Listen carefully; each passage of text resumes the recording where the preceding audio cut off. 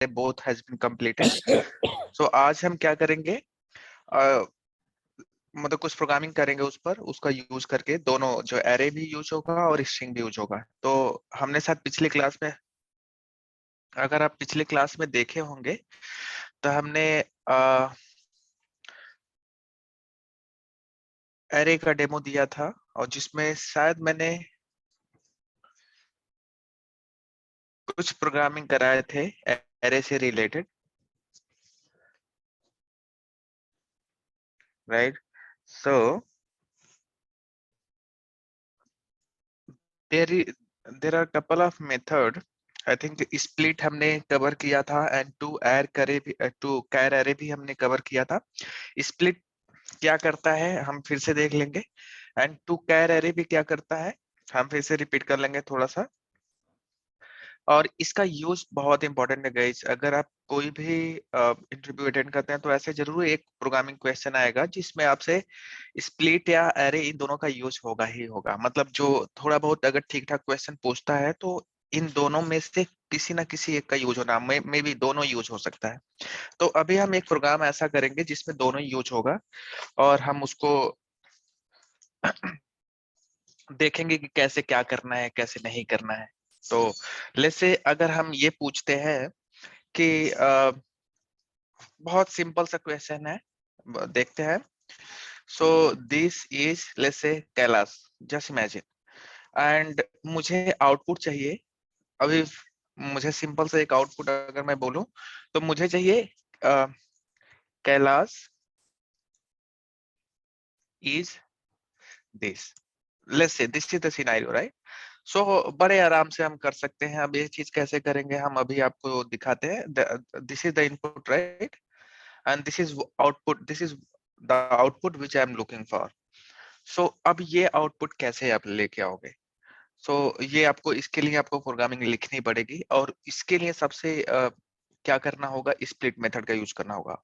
कैसे और क्या करेगा, देखिए जैसा कि हमने पिछली क्लास में, अगर आप याद होगा तो पिछली क्लास में हमने डिस्कशन करा था कि अगर आप स्प्लिट मेथड यूज करते हो और जो भी यहाँ पर एक्सप्रेशन डालते हो, यहाँ पर हम स्पेस डाल रहे हैं, तो on the basis of space it will split this name variable, means this value will get splitted on the behalf of space actually. So अगर आप यहाँ पे देखेंगे तो यहाँ स्पेस है और यहाँ है, राइट। तो इसको क्या करेगा, ब्रेक स्प्लिट कर देगा, अलग अलग कर देगा। और जब स्प्लिट करता है तो ये देता है क्या है, स्ट्रिंग का एरे देता है, राइट, स्ट्रिंग का एरे, राइट। अब इसके सामने हम स्ट्रिंग का एरे लिख सकते हैं, क्योंकि ये नेम को स्प्लिट करता है। तो हम इसके सामने हम क्या करेंगे, स्ट्रिंग का एरे। देखिए इंट का एरे होता तो हम इंट स्क्वायर ब्रैकेट लिखते हैं, लेकिन चूंकि ये आपका स्ट्रिंग का एरे दे रहा है तो हम स्ट्रिंग लिखेंगे। और यहाँ पर कुछ भी नाम दे दीजिए इसका, जो भी आपको लगता है, ऑल वर्ड्स, जैसे कुछ भी लिख सकते हो अपने हिसाब से। अब ये क्या होगा कि एक एरे दिया होगा, दिस इज अलग अलग करके, और ये, और यहाँ पर अभी हम इसको for time being I park it. अगर आप देखें यहाँ पर, तो अगर मैं इसको प्रिंट कराता हूँ, तो आप प्रिंट अगर आप कराना चाहते हैं कि देखें एक्चुअली इस ऑल वर्ड में जो वेरिएबल है इसमें क्या आया है, तो आप इसको प्रिंट करके देखेंगे तो आपको ये दिस इज कैलाश बिल्कुल अलग अलग दिखेगा। तो अभी जस्ट गई यहाँ पर, और एरे को प्रिंट कराने के लिए हम आपको बताए थे कि टू, ये एरेज डॉट टू स्ट्रिंग आपको यूज करना है, एरेज डॉट टू स्ट्रिंग, ये आप याद रखिएगा। ये जनरली बहुत हेल्पफुल होता है एरे प्रिंट कराने के लिए। अदरवाइज लोग क्या करते हैं कि सिंपल सा फॉर लूप लगा के प्रिंट कराते हैं, एक्चुअली फॉर लूप लगा के, जो कि आप सिंपल सा ऐसे कर सकते हैं। अगर मैं इसको रन कराता हूं तो आप देखेंगे कि ये ऑल वर्ड में क्या दिया है। अब मुझे जो कि आउटपुट ये चाहिए, मेरे को आउटपुट ये चाहिए था, राइट। सो आउटपुट अगर आप देखें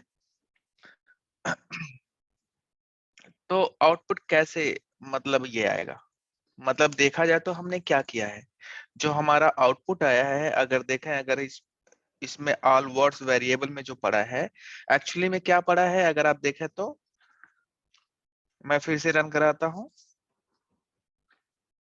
ऑल वर्ड्स में। आप थोड़ा सा लॉजिक यहाँ लगाना है, बहुत बहुत हल्का सा लॉजिक। अगर आप देखें तो यहाँ पर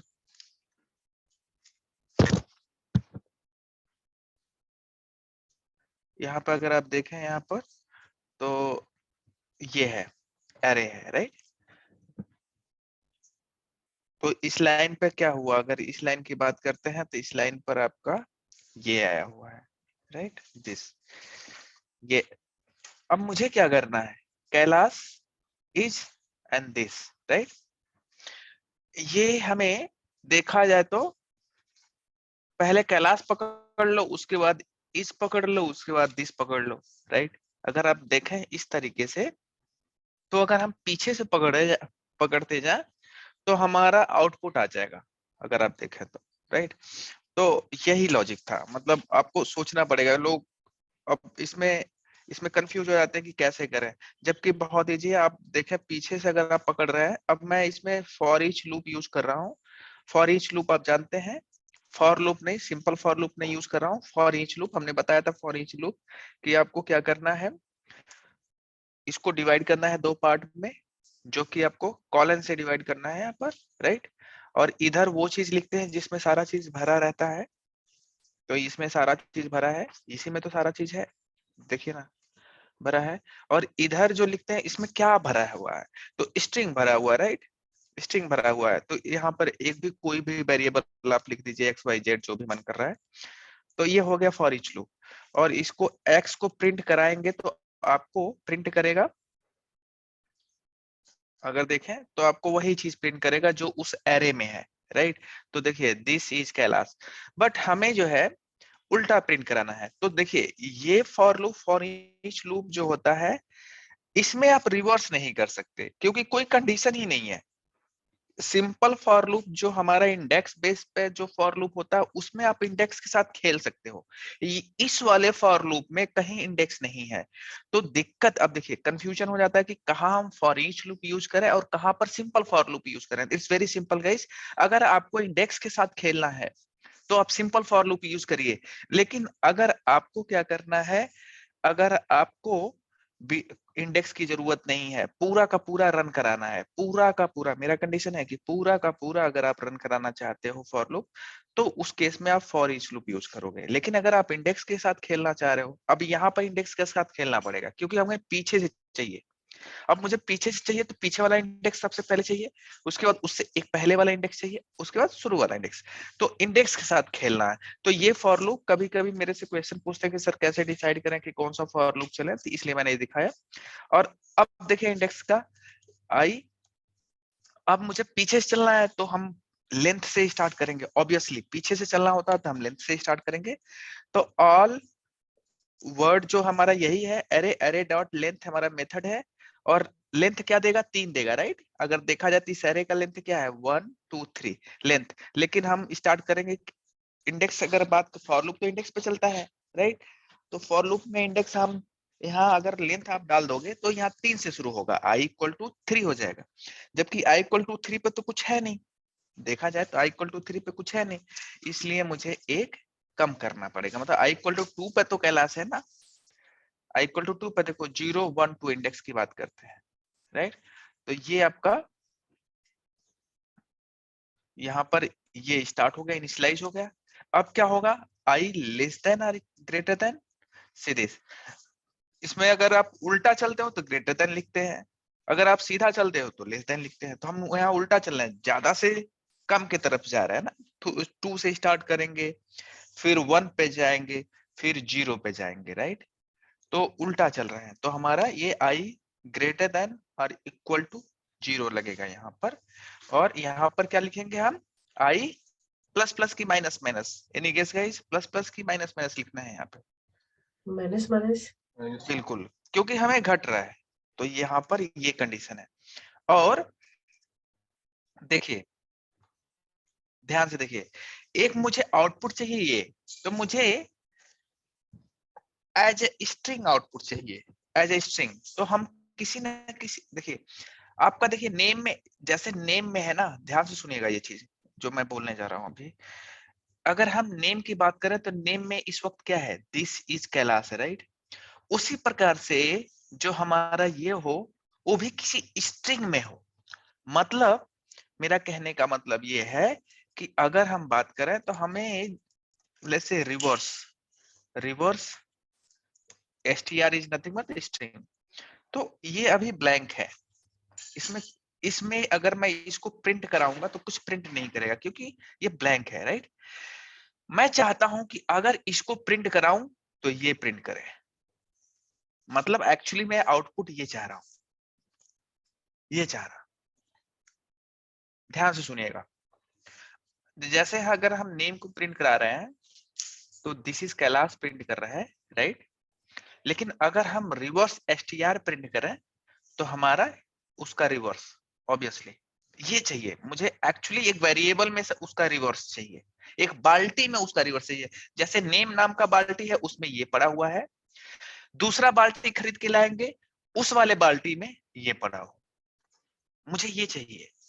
तो देखिए इससे क्या हुआ, आप पीछे से पकड़ना शुरू कर दोगे। अगर मैं सिंपल सा प्रिंट करा के दिखाऊं, देखिए ध्यान से, तो आप क्या करोगे, ऑल वर्ड्स जो एरे इसी में सारा है, हम पीछे से पकड़ रहे हैं सारा और इसमें आई डाल देते हैं। तो देखिए ये पीछे से प्रिंट करेगा, पीछे से रन करा रहे हैं तो पीछे से देखिए, अगर मैं इसको रन करा, देखिए कैलाश इज दिस। इसको अगर हम कमेंट कर दें क्योंकि ये भी अभी प्रिंट ही कर रहा है, तो रन कराते हैं तो देखिए अभी देखिए कैलाश इज दिस उल्टा प्रिंट करने लगा, केवल उल्टा फॉर लूप चलाने से। सीधा फॉर लूप चलाओगे तो दिस इज कैलाश प्रिंट करेगा, उल्टा फॉर लूप चलाओगे तो कैलाश इज दिस प्रिंट करेगा। अभी तक मैंने कुछ लॉजिक नहीं लगाया, जस्ट मैंने उल्टा। अब लेकिन सोचना है मुझे कि ये बाल्टी में पहले तो शुरू आपको रखना है, शुरू में तो कुछ नहीं है। मतलब मुझे इस वेरिएबल को अगर हम प्रिंट कराएं, अगर मैं अभी प्रिंट कराऊंगा, अगर मैं उस वेरिएबल को अभी प्रिंट कराऊं इस वाले को, तो कुछ प्रिंट नहीं करेगा। अगर आप देखें तो इस वेरिएबल में देखिए चल भी कुछ नहीं प्रिंट किया, ठीक है। लेकिन अभी हम क्या करेंगे, अब मुझे उल्टा इसमें डालना है। इस बाल्टी में खाली है, अभी इस बाल्टी में खाली है, लेकिन मुझे जो भी ये आ रहा है उल्टा उस बाल्टी में डालते जाए। अब डालेंगे कैसे, ऑब्वियस ये बाल्टी में डालना है तो वेरिएबल में स्टोर कर ऐसे करना पड़ेगा, इक्वल टू। अब देखिए ध्यान से, हम क्या करेंगे, ऐसे इसमें असाइन कर दें left hand side right hand side का concept, right. Left hand side right hand side का कॉन्सेप्ट हम लगा दिए। मतलब जो भी आ रहा है पहली बार फॉर लूप चल रहा है इस बाल्टी में डाल दो, राइट। लेकिन क्या करना है, इसके साथ कंकैटिनेशन भी लगाना, पिछला वाला के साथ अटैच होता जाए, अटैच होता जाए। जब भी जो नया आ रहा है तो कंकैटिनेशन आपको क्या करना है, जस्ट ऐसे कर देना, दैट्स इट। अब मैं इसको रन करा के प्रिंट कराऊं तो देखिएगा कैलाश इज दिस, लेकिन स्पेस नहीं आया। देखिए कैलाश पहले तो आ गया, इस भी पहले आ गया एंड दिस भी आ गया, मतलब रिवर्स तो हो गया, लेकिन थोड़ा स्पेस डाल देते। तो मैं क्या करूंगा कि जब भी आप नया वर्ड आ रहा है तो उसके साथ साथ स्पेस भी डाल दो। अब देखिए हो गया, है बहुत इजी, कुछ नहीं किया मैंने। अगर आप देखेंगे तो मैंने क्या किया है, पीछे से पकड़ना शुरू किया। पहले कैलाश पकड़ा, इस बाल्टी में डाला, जो बाल्टी है देखिए कैसे। फिर से एक बार आइटरेट करके देखते फॉर लूप चला के, बताइए पहली बार जब चलेगा, देखिए इधर कैलकुलेशन होता है, मैंने बताया था आपको राइट हैंड साइड में कैलकुलेशन होता है और लेफ्ट हैंड साइड में बाल्टी रहती है, क्लियर है। अब देखिए यही दिमाग लगाना था, इस वेरिएबल का क्या वैल्यू है, कुछ नहीं वैल्यू है क्योंकि अभी ये ब्लैंक है। देखिए शुरू में कुछ नहीं है, प्लस प्लस क्या आया, इसकी वैल्यू क्या आई, इसकी वैल्यू क्या आई, पहली बार चला तो आई इक्वल टू, जब वो 2 रहा तो आई इक्वल टू 2 से शुरू हुआ है ना, देखिए आई इक्वल टू 2 से, जब आई इक्वल टू 2 रहा है तो कैलाश पकड़ेगा, राइट। तो यहां पर आपका आ गया कैलाश। अब प्लस थोड़ा सा स्पेस देखा जाए तो ये स्पेस, राइट। अब इन तीनों को जब ऐड करेगा वो तो क्या देगा फाइनल बाल्टी में, क्या डाल देगा पहली बार? कैलाश स्पेस, मतलब इतना डाला, यहां से लेके यहां तक स्पेस भी डाल दिया। ठीक है, तो कैलाश पहली बार गया, यहाँ कैलाश डाला। फिर दूसरी बार जब फॉर लूप चला तो कैलाश अब यहां पर आएगा, राइट। पहले से कैलाश पड़ा हुआ था बाल्टी में, अब इसकी वैल्यू तो कैलाश आ चुकी है क्योंकि डाल दिया आपने। तो दूसरी बार जब चलेगा तो यहाँ बोलेगा अच्छा ठीक है, इस बार तो कैलाश है उस बाल्टी में, कैलाश स्पेस प्लस, अब इज आएगा, राइट, इज, और उसके साथ फिर से स्पेस,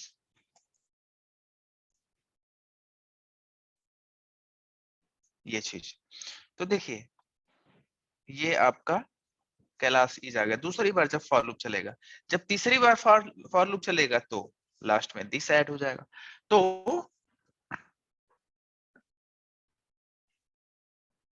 आपका आउटपुट इजी है। देखिए मैंने क्या किया, कुछ नहीं किया। अगर देखा जाए तो अगर अगर सारा ये हटा दें जो अननेसेसरी मैंने लिखा हुआ है, तो अगर आप देखें तो मैंने कितना छोटा प्रोग्राम लिखा है जस्ट इस रिवर्स के लिए। देखिए, तो ये क्वेश्चन पूछी जाती है। देखिए कुछ नहीं, मतलब देखा जाए तो एक्चुअली मैंने पूरा लॉजिक यही है, पूरा एक फॉर लूप चलाया, पीछे से पकड़ करके उनको एक साथ ऐड करते जा रहा है, ऐड करते जा रहा है, दैट्स इट। बहुत कुछ नहीं करा मैंने। तो ऐसे क्वेश्चन पूछे जाते हैं, यही चीज। अब जैसा कि हम पिछली क्लास में हमने एक चीज देखा था, और याद होगा जब मैंने स्ट्रिंग किया था तो आपको बताया था अखिलेश का रिवर्स करना सिखाया था, राइट। रिवर्स करना सिखाया था अखिलेश का। आप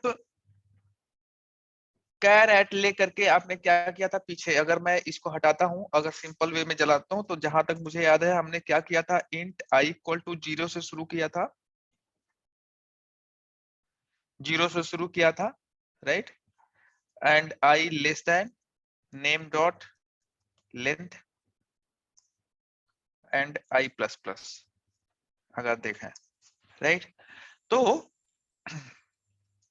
हमने ये बताया था कि अगर आप देखें, अगर इसका तो प्रिंट कराएंगे अगर नेम डॉट कैरेट और आई पास कर देंगे, तो ये क्या करेगा। देखिए कैरेट मेथड था जो कि जो भी इंडेक्स पास करोगे यहाँ पर, पहली बार जब फॉर लूप चलेगा तो आई इक्वल टू 0 आएगा यहाँ पे, तो 0 इंडेक्स पे जो कैरेक्टर है वो प्रिंट करेगा। फिर क्या करेगा, अगली बार जब फॉर लूप चलेगा तो आई इक्वल टू 1 हो जाएगी, तो 1 पे जो कैरेक्टर होगा वो प्रिंट करेगा।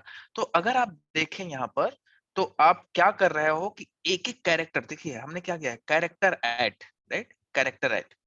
तो ऑब्वियस सी बात है, method name itself is saying like क्या है इसका मतलब, राइट। वो कैरेक्टर ऐड मतलब किस पोजीशन पर कौन सा कैरेक्टर है, आप जो पोजीशन यहाँ पास करोगे उस कैरेक्टर को प्रिंट कर दे रहा है। It's very simple. लेकिन अगर मुझे उल्टा चाहिए होता तो मैं क्या करता, उल्टा, मतलब उल्टा प्रिंट कराना रहता है, इधर से इधर से। तो मैं क्या करता, इसी को उल्टा चला देता। अब उल्टा चलाने का क्या मतलब है, ये तो सीधा है। उल्टा चलाना मतलब जैसा अभी पिछले वाले प्रोग्राम में देखा था, मतलब हम ज्यादा से लेंथ से शुरू करेंगे, मतलब आई इक्वल टू 0 से ना शुरू करके हम पीछे से शुरू करेंगे। तो हम यहाँ पे क्या करेंगे, लेंथ डाल देंगे, जैसे पिछले प्रोग्राम में देखा था। -1 किस लिए करते हैं, क्योंकि लेंथ तो आपका 8 तक दिखाएगा, लेकिन 7 से स्टार्ट करना है, क्योंकि इंडेक्स तो 0 से शुरू होता है, हमने पिछली क्लास में डिस्कस करा था। इंडेक्स 0 से शुरू होता है तो हम एक घटा देते हैं इंडेक्स को मैच करने के लिए। तो ये आपका यहाँ हो गया, और यहाँ पर क्या होगा, ग्रेटर आई ग्रेटर देन और इक्वल टू 0, सेम थिंग जो अभी पिछला प्रोग्राम में जो देखा था, यहाँ माइनस माइनस, दैट्स इट। अब मैं रन कराऊंगा तो उल्टा प्रिंट करेगा। इसको अभी कमेंट कर देते हैं, इसको ना प्रिंट करा, क्योंकि दोनों प्रिंट करेगा तो कंफ्यूज हो जाओगे आप लोग। तो इसको मैं अभी टाइम बिंग कमेंट करता हूँ। एंड अगर आप देखें यहाँ पर तो देखिए जस्ट उल्टा प्रिंट कर दिया।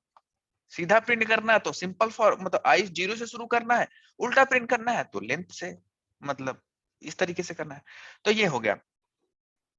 लेकिन इस चीज को हम एरे से भी कर सकते हैं। अब कैसे एरे से करेंगे, देखिए इसीलिए मैं बता रहा हूं कि सारे लॉजिक क्लियर कर देना चाह रहा हूं।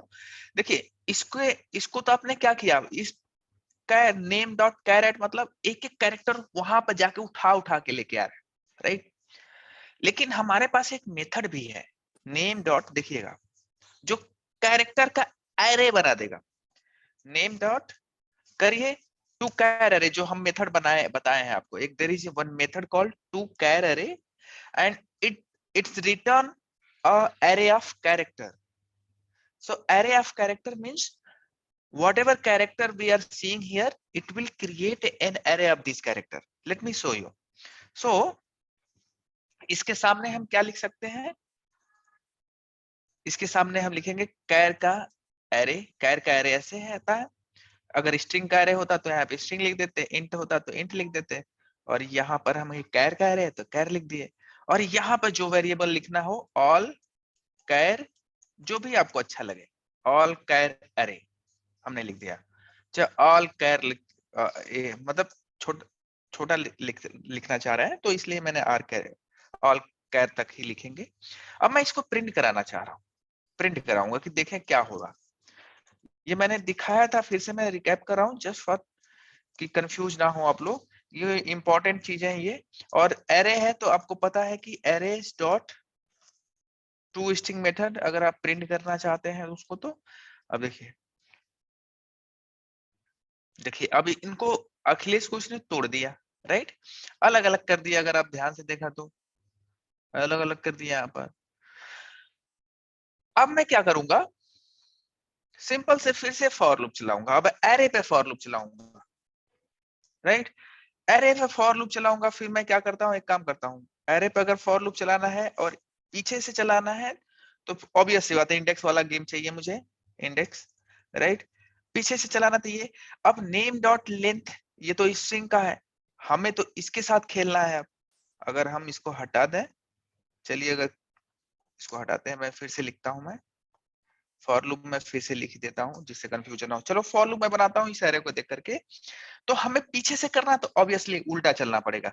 तो इंट आई इक्वल टू, कहां से शुरू होगा, लेंथ से। तो इसका एरे एरे एरे का लेंथ क्या है, डॉट लेंथ मेथड है। -1 क्यों करेंगे, क्योंकि हमें पता है कि इंडेक्स जो होता है एक कम होता है जो एक्चुअल इंटीजर वैल्यू होती है। तो इंडेक्स हमेशा हमें एक लेस से चलते हैं ना, क्योंकि 0 से शुरू होता है। और फिर आई ग्रेटर देन और इक्वल टू 0, 0 तक जाना है इसलिए मैंने इक्वल साइन लगाया है। और आई लेस देन, ये हो गया आपका। फिर देखिए एरे से काम कर रहा हूं, ये आपका स्ट्रिंग था, राइट। यहां पर मैं एरे के साथ खेल रहा हूं, बस इतना डिफरेंस है। एरे और उसमें देखिए लेंथ मेथड है, इसमें भी लेंथ है, सेम तरीके से चल रहा है। एरे के साथ भी इसने क्या किया, कन्वर्ट कर दिया एरे में, बस इतना ही डिफरेंस है। यहाँ पर कन्वर्जन नहीं हुआ था, वहां पर देखिए कहीं भी कन्वर्जन नहीं किया, लेकिन मैंने यहाँ पर क्या किया, एक स्ट्रिंग को कैरेक्टर में, कैरेक्टर एरे में कन्वर्ट कर दिया। That is what I am doing here, line number 27। So जब एरे में कन्वर्ट हो गया, then you can do whatever operation you want to do on that array. Array से अब एरे हो गया तो एरे का जो भी एरे के साथ खेलना खेलो। अब क्या कर सकते हैं एरे के साथ, क्या है, अब इस एरे से प्रिंट करा दो। एक काम करो, ऑल, और यहां पर आई प्रिंट कर दो। अब देखिए सेम चीज, सेम चीज देखिए एरे के साथ उल्टा प्रिंट हो रहा है। अगर मैं इसको हटा दूं, ऑल कैर को प्रिंट करा रहे हो आप, सो तो मेरा कहने का मतलब यह है कि there are multiple method which is doing the same thing. आपको किस सिनेरियो में किसको यूज करना है वो आपको ध्यान रखना होगा। वो चीज जैसे कि अगर रिवर्स करना था, कभी कभी पूछते हैं कि स्ट्रिंग को कितने तरीके से रिवर्स कर सकते हो, कभी कभी पूछा जाता है। तो आप कितने तरीके से देखो, आप एरे से भी कन्वर्ट करके कर सकते हो, सिंपल आप कैर एट लगा के कर सकते हो। आप स्ट्रिंग बिल्डर में रिवर्स मेथड है, राइट, उसको आप 3-4 तरीके से कर सकते हो स्ट्रिंग का रिवर्स, आप देख लिए। तो ये जो चीजें मैं बता रहा हूं, इसका जो यूज होता है एक्चुअली, अब कैसे आप यूज करते हो ये आपके ऊपर डिपेंड करता है। मैं ये दिखाना चाह रहा था कि टू कैर एरे क्या कर सकता है। देखिए कैरेक्टर एरे में कन्वर्ट, देखिए name itself is saying like no to char array. If you will see the naming convention, see here to char array, name को टू कैर एरे में convert कर देगा ऑब्वियसली। तो ये आपका देखिए इस तरीके से भी हमारा रिवर्स हो गया, उल्टा प्रिंट हो गया। तो हम इसको एरे का भी यूज करना। अब आते हैं एक जेनरिक क्वेश्चन जो कि बहुत बार पूछी जाती है। अब वो चीज कैसे हम करेंगे देखते हैं। लेट्स से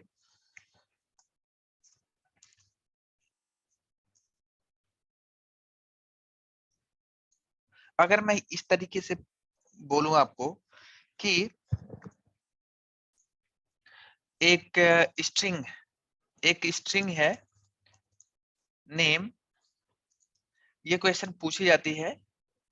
एंड इसमें क्या है कि अगर पूछा जाए कि A B C D E ए, कौन सा कैरेक्टर रिपीटिंग है, इसमें रिपीट कौन सा कर रहा है, वो कैरेक्टर बताइए जो रिपीट कर रहा है। ये क्वेश्चन पूछी जाती है, इसलिए मैं इसको बता रहा हूं।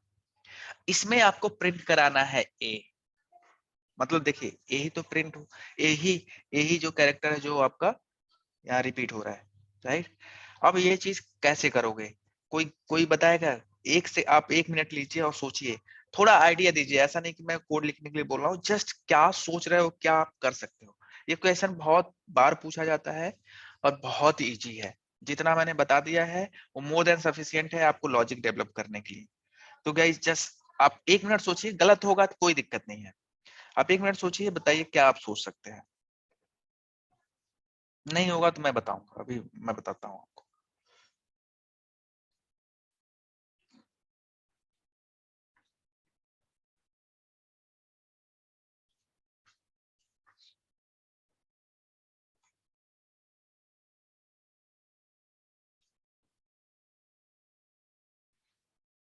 प्रोग्राम में आपका आउटपुट, अगर इस क्वेश्चन को देखें तो आउटपुट ए आना चाहिए, क्योंकि वही रिपीटिंग कैरेक्टर है इस स्ट्रिंग में।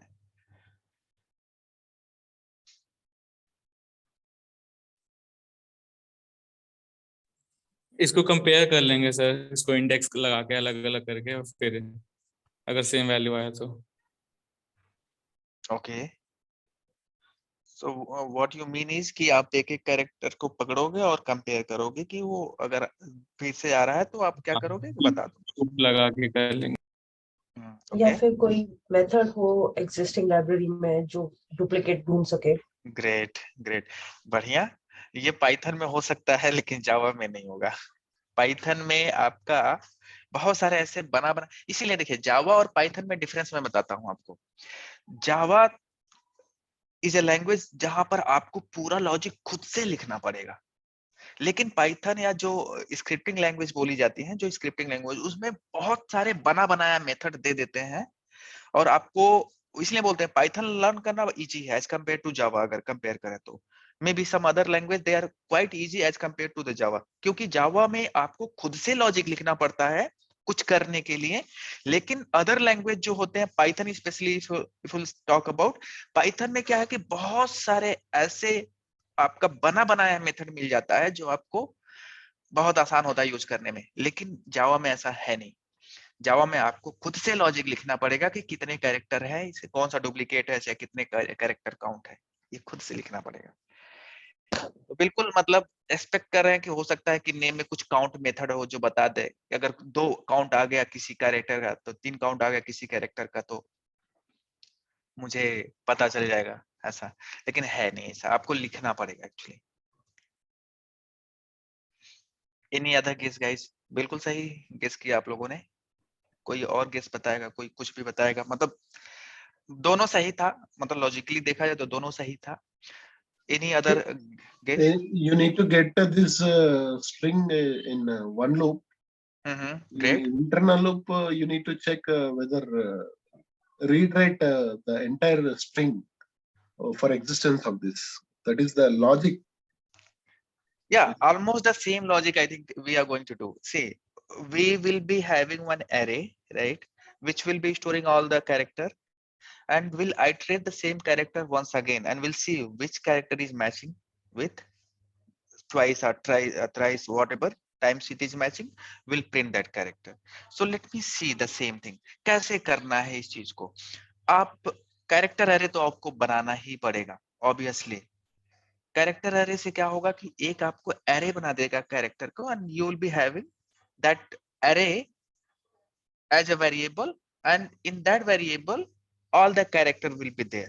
Now iterate the same array twice or means let's see something, कुछ ऐसा करेंगे कि 2 बार रन कराएं कि 3 बार रन कराएं, क्या करें कि हमें कैरेक्टर जो डुप्लीकेट है वो पता चल जाए। That is what the logic we have to put. आप कुछ भी सोचिए, कैसे सोच रहे हैं, यही मेरा मेन मोटो है। आप क्या सोचना चाह रहे हैं? सबसे पहले तो यहाँ पर अगर आप देखें तो इसको कैरेक्टर एरे बनाना पड़ेगा, क्योंकि आप कैरेक्टर के साथ खेलना है। कैरेक्टर देखेंगे जो 2 बार आ गया चाहे 3 बार आ गया, वो बोलेंगे कि ये डुप्लीकेट हो रहा है, राइट? तो सबसे पहले तो हम क्या करेंगे, एक एरे टू कैर एरे करेंगे। देखिए टू कैर एरे, इससे क्या होगा, हम अब now you are knowing right what will be the output of this character array method. So it's char array and all char, you can mention whatever the variable, right? अब इसमें क्या हुआ कि अगर देखा जाए तो इसमें सारा कैरेक्टर आ चुका है, सारा कैरेक्टर। बहुत सिंपल है, बहुत सिंपल है गाइस। अगर आप देखें, अगर प्रिंट करा के देख लो, अगर कुछ भी कंफ्यूजन हो, नहीं समझ में आया तो आप प्रिंट कराओ। और प्रिंट एरे को कराने के लिए हमने बताया था एरे डॉट टू स्ट्रिंग।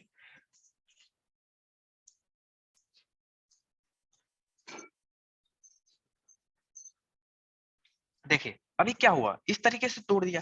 आप जानते हो जब एरे मिल जाता है तो आप फॉर लूप चाहे जो भी जैसे भी आप आइटरेट करो। देखिएगा आइटरेट करने के लिए आपको क्या करना है, इंट आई से इक्वल टू 0 से शुरू करिए। अभी आपको समझ में आ जाएगा मैं क्या करना चाह रहा हूँ। मे बी कि अभी समझ में ना आ रहा हो कि क्यों ये कर रहे हैं क्यों नहीं कर रहे हैं। अभी जस्ट आप बी विद मी।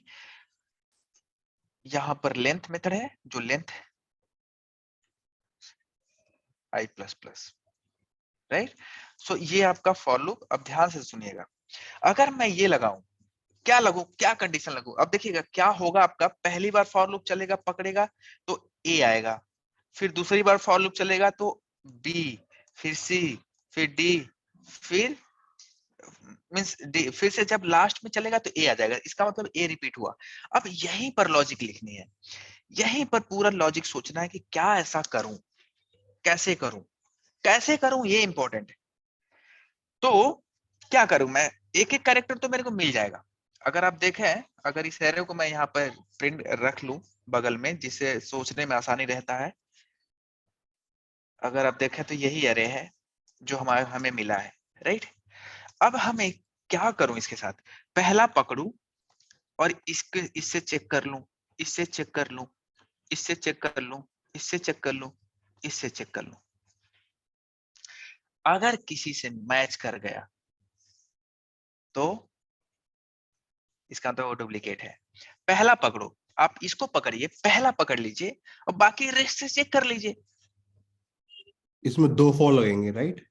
बिल्कुल, मैं कुछ अभी कॉन्सेप्ट वही मैं अभी डेवलप करने की कोशिश कर रहा हूँ। बिल्कुल मैं वही सोचना चाह रहा कि क्या ऐसा करूं कि हो जाए। देखिए जो अप्रोच मैं सोच रहा हूं, मैं इसको पकड़ लूं और बाकी रेस्ट से चेक कर लूं कि क्या उसमें ये चीज अवेलेबल है। अगर सपोज अवेलेबल है तो मैं बोल दूंगा कि भाई ए मैच कर गया, राइट? ठीक है। अगर मान लो यहाँ पर ई हो एफ होता और यहाँ पर ए होता, सपोज जस्ट इमेजिन, तो आप पहले सबसे पहले एफ पकड़ते। देखिए पॉसिबिलिटी क्या क्या हो सकता है, कैसे कैसे सोचना। पहला एफ पकड़ेंगे, हम रेस्ट से चेक करेंगे, नहीं मैच किया किसी से, इसका मतलब ये यूनिक है, ये डुप्लीकेट नहीं है। तो फिर मैं इसको छोड़ दूंगा, ये तो चेक हो चुका, एफ तो खत्म। अब इसको पकड़ूंगा, इससे पकड़ के चेक करूंगा क्या इसमें है, फिर से आगे वाले में, उससे आगे वाले में, तो ये भी नहीं है। तो भाई आप भी यूनिक हो, ये दोनों लोग यूनिक हैं, राइट? मैं फिर से सी पकड़ूंगा, सी को चेक करूंगा, रेस्ट जो आगे बचे हुए हैं सी भी यूनिक है। फिर मैं ए पकड़ूंगा, ए पकड़ करके चेक करूंगा क्या इसमें है, तो कहेगा यस। मैच करके ये लॉजिक लगाने वाला हूं, ऐसे ही सोचना रहेगा आपको। क्लियर है? अब ये चीज करें कैसे? इसमें नेस्टेड फॉर लूप लगेगा। व्हाई? बिकॉज मैं बताता हूं, अभी आपको जैसा कि हम टेबल लिखवा रहे थे, 2 का टेबल, 3 का टेबल, 4 का टेबल, जिन लोगों ने वो टेबल अपने मन से लिखा होगा, बिलीव मी गाइस, जो भी मैं प्रोग्राम देता हूं वो इजी देता हूं, और लेकिन उसके पीछे बहुत बड़ा लॉजिक रहता है। आप उसको खुद से करिए। ऐसा नहीं कि देखिए कहीं भी क्वेश्चन बहुत टफ नहीं पूछे जाते, बेसिक से ही पूछे जाते हैं। अब वो अगर आपने 2 का टेबल, 2 से लेकर के 10 तक का टेबल खुद से लिखा है जावा के थ्रू, मतलब प्रोग्रामिंग में, तो गारंटी देता हूं कि ये क्वेश्चन आपको पूरा का पूरा आप खुद से लगा लोगे, किसी की हेल्प की जरूरत नहीं है। क्योंकि अगर आप नेस्टेड फॉर लूप का एग्जीक्यूशन जानते हो कैसे होता है, तो ये आपको लॉजिक समझ में आएगी। तो आपको कभी मैंने इतना टफ समझाया नहीं कि जो उसमें कंफ्यूजन हो, आपको बस करना पड़ेगा, मतलब एटलीस्ट समझना पड़ेगा।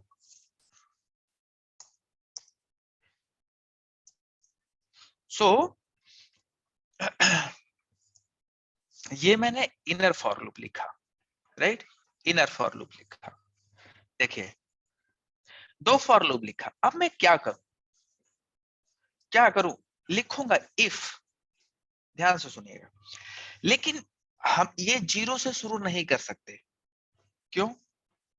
क्योंकि जब अगली बार चले तो एफ खत्म हो चुका है, तो अगर 0 से शुरू करोगे तो फिर से 0 से एफ से ही शुरू कर देगा। तो यहां पर ये एक लॉजिक लगानी है, आपको आई लिखना है। देखिएगा अभी इससे क्या होगा। यहाँ पर 0 से शुरू नहीं करना रहता है, जब इनर लूप रहता है ना, तो देखना रहता है कभी कभी कि क्या आई से कुछ रिलेशन बना सकते हैं क्या अंदर वाले फॉर लूप का। तो यहाँ पर आई से देखिए क्या होगा अभी। तो हम क्या कहते हैं, हम यहाँ कंडीशन लगाएंगे, इफ ए, ऑल कह रहे हैं ना, राइट? ऑल कह आई इक्वल टू जे, बस इतना ही मुझे लिखना है। अगर ये मैच कर गया तो हम बोल देंगे यस, इट्स डुप्लीकेट। अब कौन सा डुप्लीकेट, उसका नाम यहाँ पर वो लिख दे।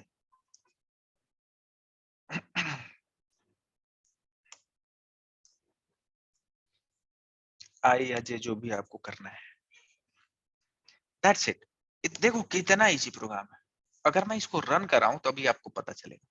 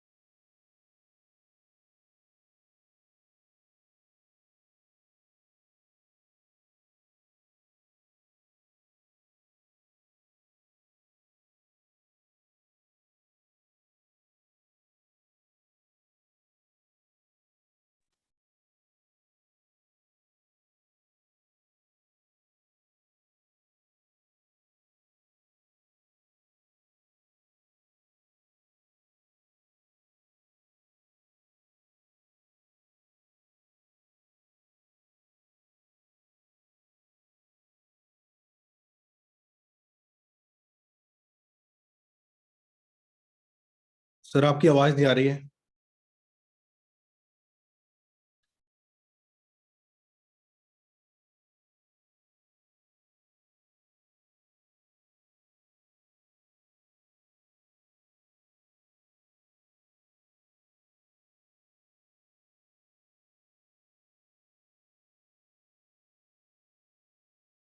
हेलो अखिलेश सर, आपकी आवाज नहीं आ रही है।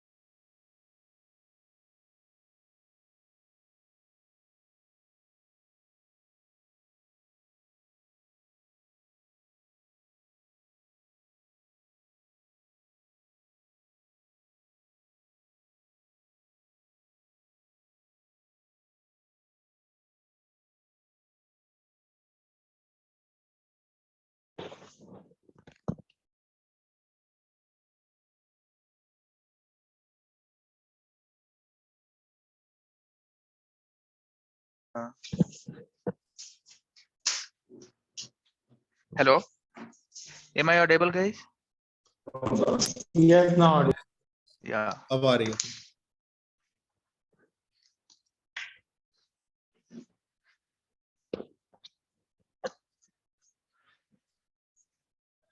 So what I was saying here, अगर आप देखें यहाँ पर लॉजिकली, तो हम लॉजिक जो डेवलप करना चाह रहे थे, पहला पकड़ना है और रेस्ट जो बचे हुए हैं उनसे चेक करना था मुझे, राइट? सो ये लॉजिक आप कैसे करोगे? हम क्या किए, पहले हम पहला पकड़ लें, एफ को पकड़ लिए थे, वो i इक्वल टू 0 है, राइट? और हम अगला से चेक करें, मतलब 1 से शुरू करें, i इक्वल टू 0 रखें और j इक्वल टू 1 से शुरू करेंगे तो हमारा होगा। देखिए i equal to f fix कर लिए i, f को फिक्स कर लिया और बाकी रेस्ट को से चेक कर रहे हैं। अब फिक्स कैसे कर लिया, देखिए ना, यहां पर क्या है, इसकी वैल्यू f हो गई पहली बार, इसकी वैल्यू f हो गई पहली बार, और ये क्या हो रहा है, j की वैल्यू आपका 1 से शुरू होगा और लास्ट तक चेक करता रहेगा, किससे मैच कर रहा है, किससे मैच कर रहा है, किससे मैच कर रहा है। जब किसी से मैच नहीं किया तो आपको क्या करेगा, i प्लस प्लस कर देगा। जो इनर लूप का जो आपका लॉजिक किस तरीके से चलता है वो आप जानते हैं, राइट? तो अगर आप देखें,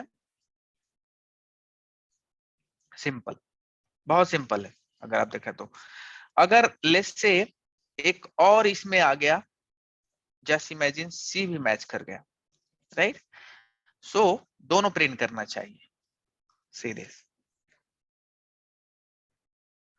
कितना आसान क्वेश्चन है क्या? कुछ भी नहीं है, आपको बस देखना था कि क्या कंडीशन। देखिए ना, मैं कंडीशन ऐसा लगाया हूं कि अब कुछ भी इसको बदलते रहिए, वो बताता रहेगा जो भी आप, कौन डुप्लीकेट है इसमें। अब देखिए क्या क्वेश्चन, अब यहाँ पर ए कितनी बार आ गया। एनीवे अभी आपको डुप्लीकेट पता चल गया, ये कितनी बार रिमूव करना है, कितनी बार आ रहा है, वो हम कलेक्शन जब बताएंगे तो और इसको ऑप्टिमाइज कर सकते हैं।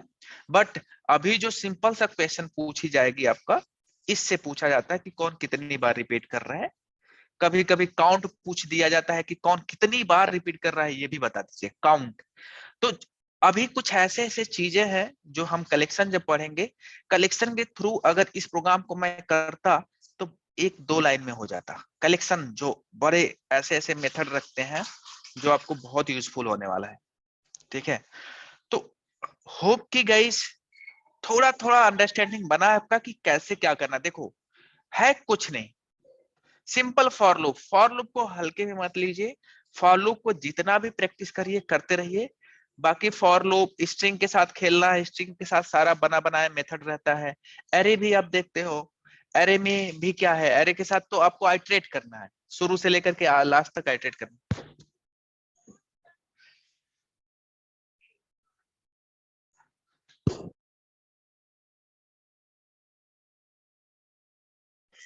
तो एनी क्वेश्चन गाइज, इसमें किसी को डाउट है? इसमें बहुत सारे लॉजिक हुए हैं, देखिए देखा अगर जाए तो 3-4 लॉजिक यूज हुए हैं। यहाँ पर क्या हो रहा है कि एक सिंपल सा स्ट्रिंग को हमने क्या कन्वर्ट कर दिया, किस में कन्वर्ट कर दिया, एक कैरेक्टर एरे में, राइट? यहाँ पर नेस्टेड फॉर लूप भी यूज हुआ है, यहाँ पर कंडीशन चेक हो रहा है। और नेस्टेड फॉर लूप आपको एग्जीक्यूशन आना चाहिए। जब आप 2 से, अगर नहीं ये चीज समझ में आया तो आप एक काम करिएगा, 2 से लेकर के 10 तक का टेबल प्रिंट करके देखिएगा। टेबल सिंपल सा, देखिए आप प्रिंट कर पा रहे हो। आपको अगर वो प्रिंट करने आ जाएगा तो गारंटी के साथ ये क्वेश्चन बहुत इजी है आपके लिए, लिटरली।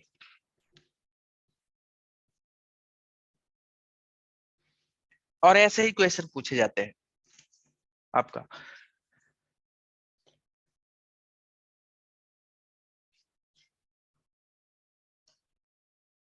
किसी को इसमें डाउट, कोई भी डाउट?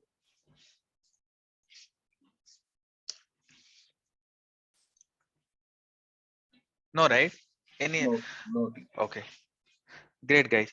सो अब जो है हम एक और प्रोग्राम करेंगे, उसके बाद हम शुरू करेंगे उप्स कॉन्सेप्ट, राइट। एक प्रोग्राम जो कि बहुत इजी है, देखते हैं कौन लोग लॉजिक बता पाते हैं। लेट्स से कि कभी कभी आपको फैक्टोरियल देखते हैं कि बहुत इजी है, बहुत इजी है, देखते हैं फैक्टोरियल का प्रोग्राम कितने लोग बता देते हैं। लेट्स से फैक्ट, अगर लेट्स से कि अगर हम कहें एक नंबर दे रहे हैं int, let's say a equal to 5, 5 का फैक्टोरियल, सबसे पहले मैं फैक्टोरियल बता दूं क्या होता है आपका। फैक्टोरियल आपका ये है कि अगर हम 5 का फैक्टोरियल निकालना है तो 5 multiply by 4 multiply by 3 multiply by 2 multiply by 1, this is called factorial actually. तो जो भी मल्टीप्लिकेशन से आएगा वैल्यू वो आपका हो जाएगा factorial, means 120 is the factorial of 5। सो हमें फैक्टोरियल निकालना है 5 का, राइट। तो कैसे करें, देखा जाए तो बड़ा आसान लग रहा है, 5 से शुरू करें, एक एक घटाते जाए और उसको मल्टीप्लाई करते जाए, यही करना है, यही करना है। देखिए 5 से शुरू करना है, अब देखा जाए तो उल्टा फॉर लूप चलाना है। देखो कुछ ऐसा नहीं लग रहा है कि उल्टा फॉर लूप चलाए और आई को क्या करें, मल्टीप्लाई करते रहे एक दूसरे से।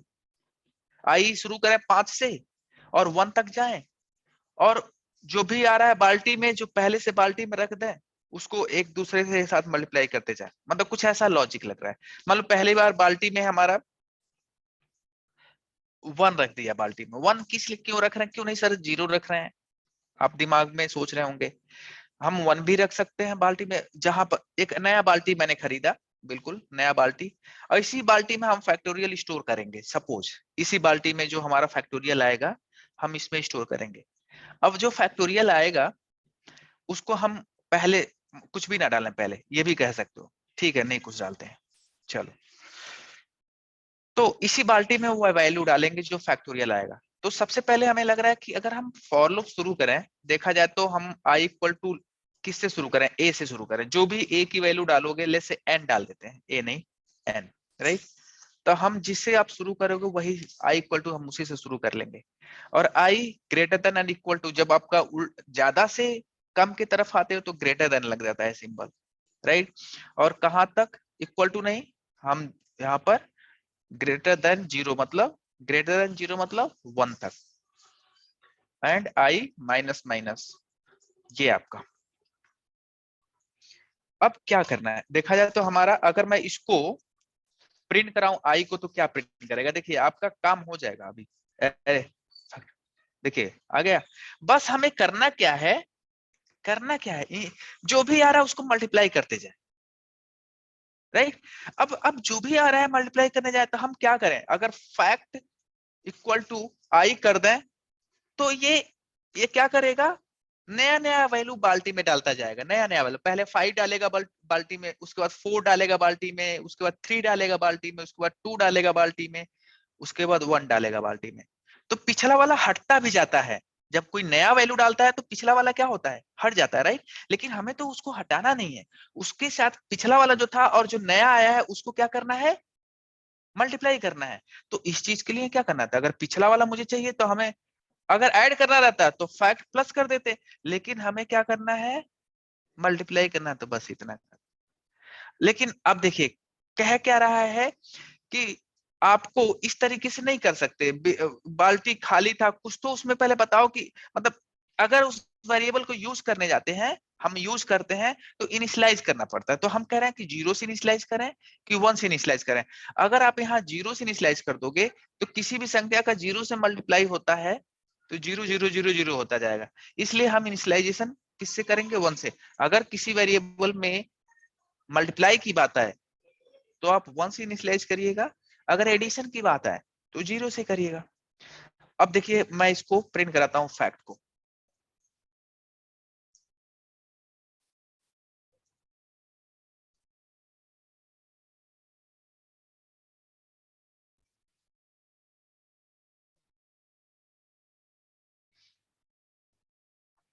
ये तो इसको प्रिंट कर दिया, राइट।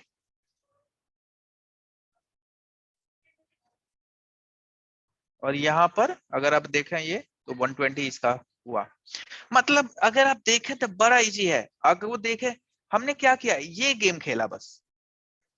अब पिछले वाले में जब आप कैलाश इज दिस लिखा था तो हमने वहां पर याद है प्लस किया था, राइट।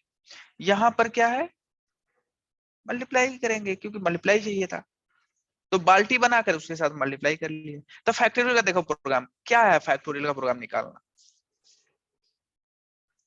और यही सब हम जब कॉलेज में रहते हैं तो इतना टफ लगता है कि क्या चल रहा है, कैसे चल रहा है, क्या चल रहा है, समझ में नहीं आता है, टू बी ऑनेस्ट बहुत टफ लगता है। लेकिन ये अगर देखा है तो एक लाइन का प्रोग्राम, केवल एक लाइन का है, पूरा लॉजिक यहीं पे है। क्या है, 5 4 3 2 1 को मल्टीप्लाई करना था तो मल्टीप्लाई ऐसे कर दिया, सिंपल। इधर कैलकुलेशन होता है और इधर बाल्टी में डालता है, हम कैलकुलेशन पार्ट कर रहे हैं। आप लूप चला के देख लो एक एक करके, आइटरेट करके।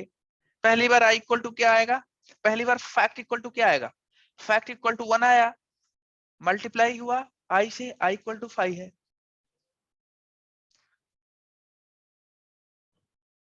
आई इक्वल टू 5 है। जब दूसरी बार फॉर लूप, अब क्या हुआ, फैक्ट में डाल दिया 5, यहाँ पे 1 था, 5 डाल दिया, राइट। दूसरी बार फॉर लूप चलेगा तो फैक्ट इक्वल टू 5 आ गया, मल्टीप्लाई, और आई इक्वल टू कितना आ गया, 4 आ गया। देखिए मल्टीप्लाई हो गया ना, राइट। अगली बार जब फॉर लूप चलेगा तो 3, अगली बार फॉर लूप चलेगा तो 2, अगली बार फॉर लूप चलेगा तो 1, हो गया आपका मल्टीप्लिकेशन। अब मल्टीप्लाई कर करके हमने फैक्ट बाल्टी में डालते जा रहे थे।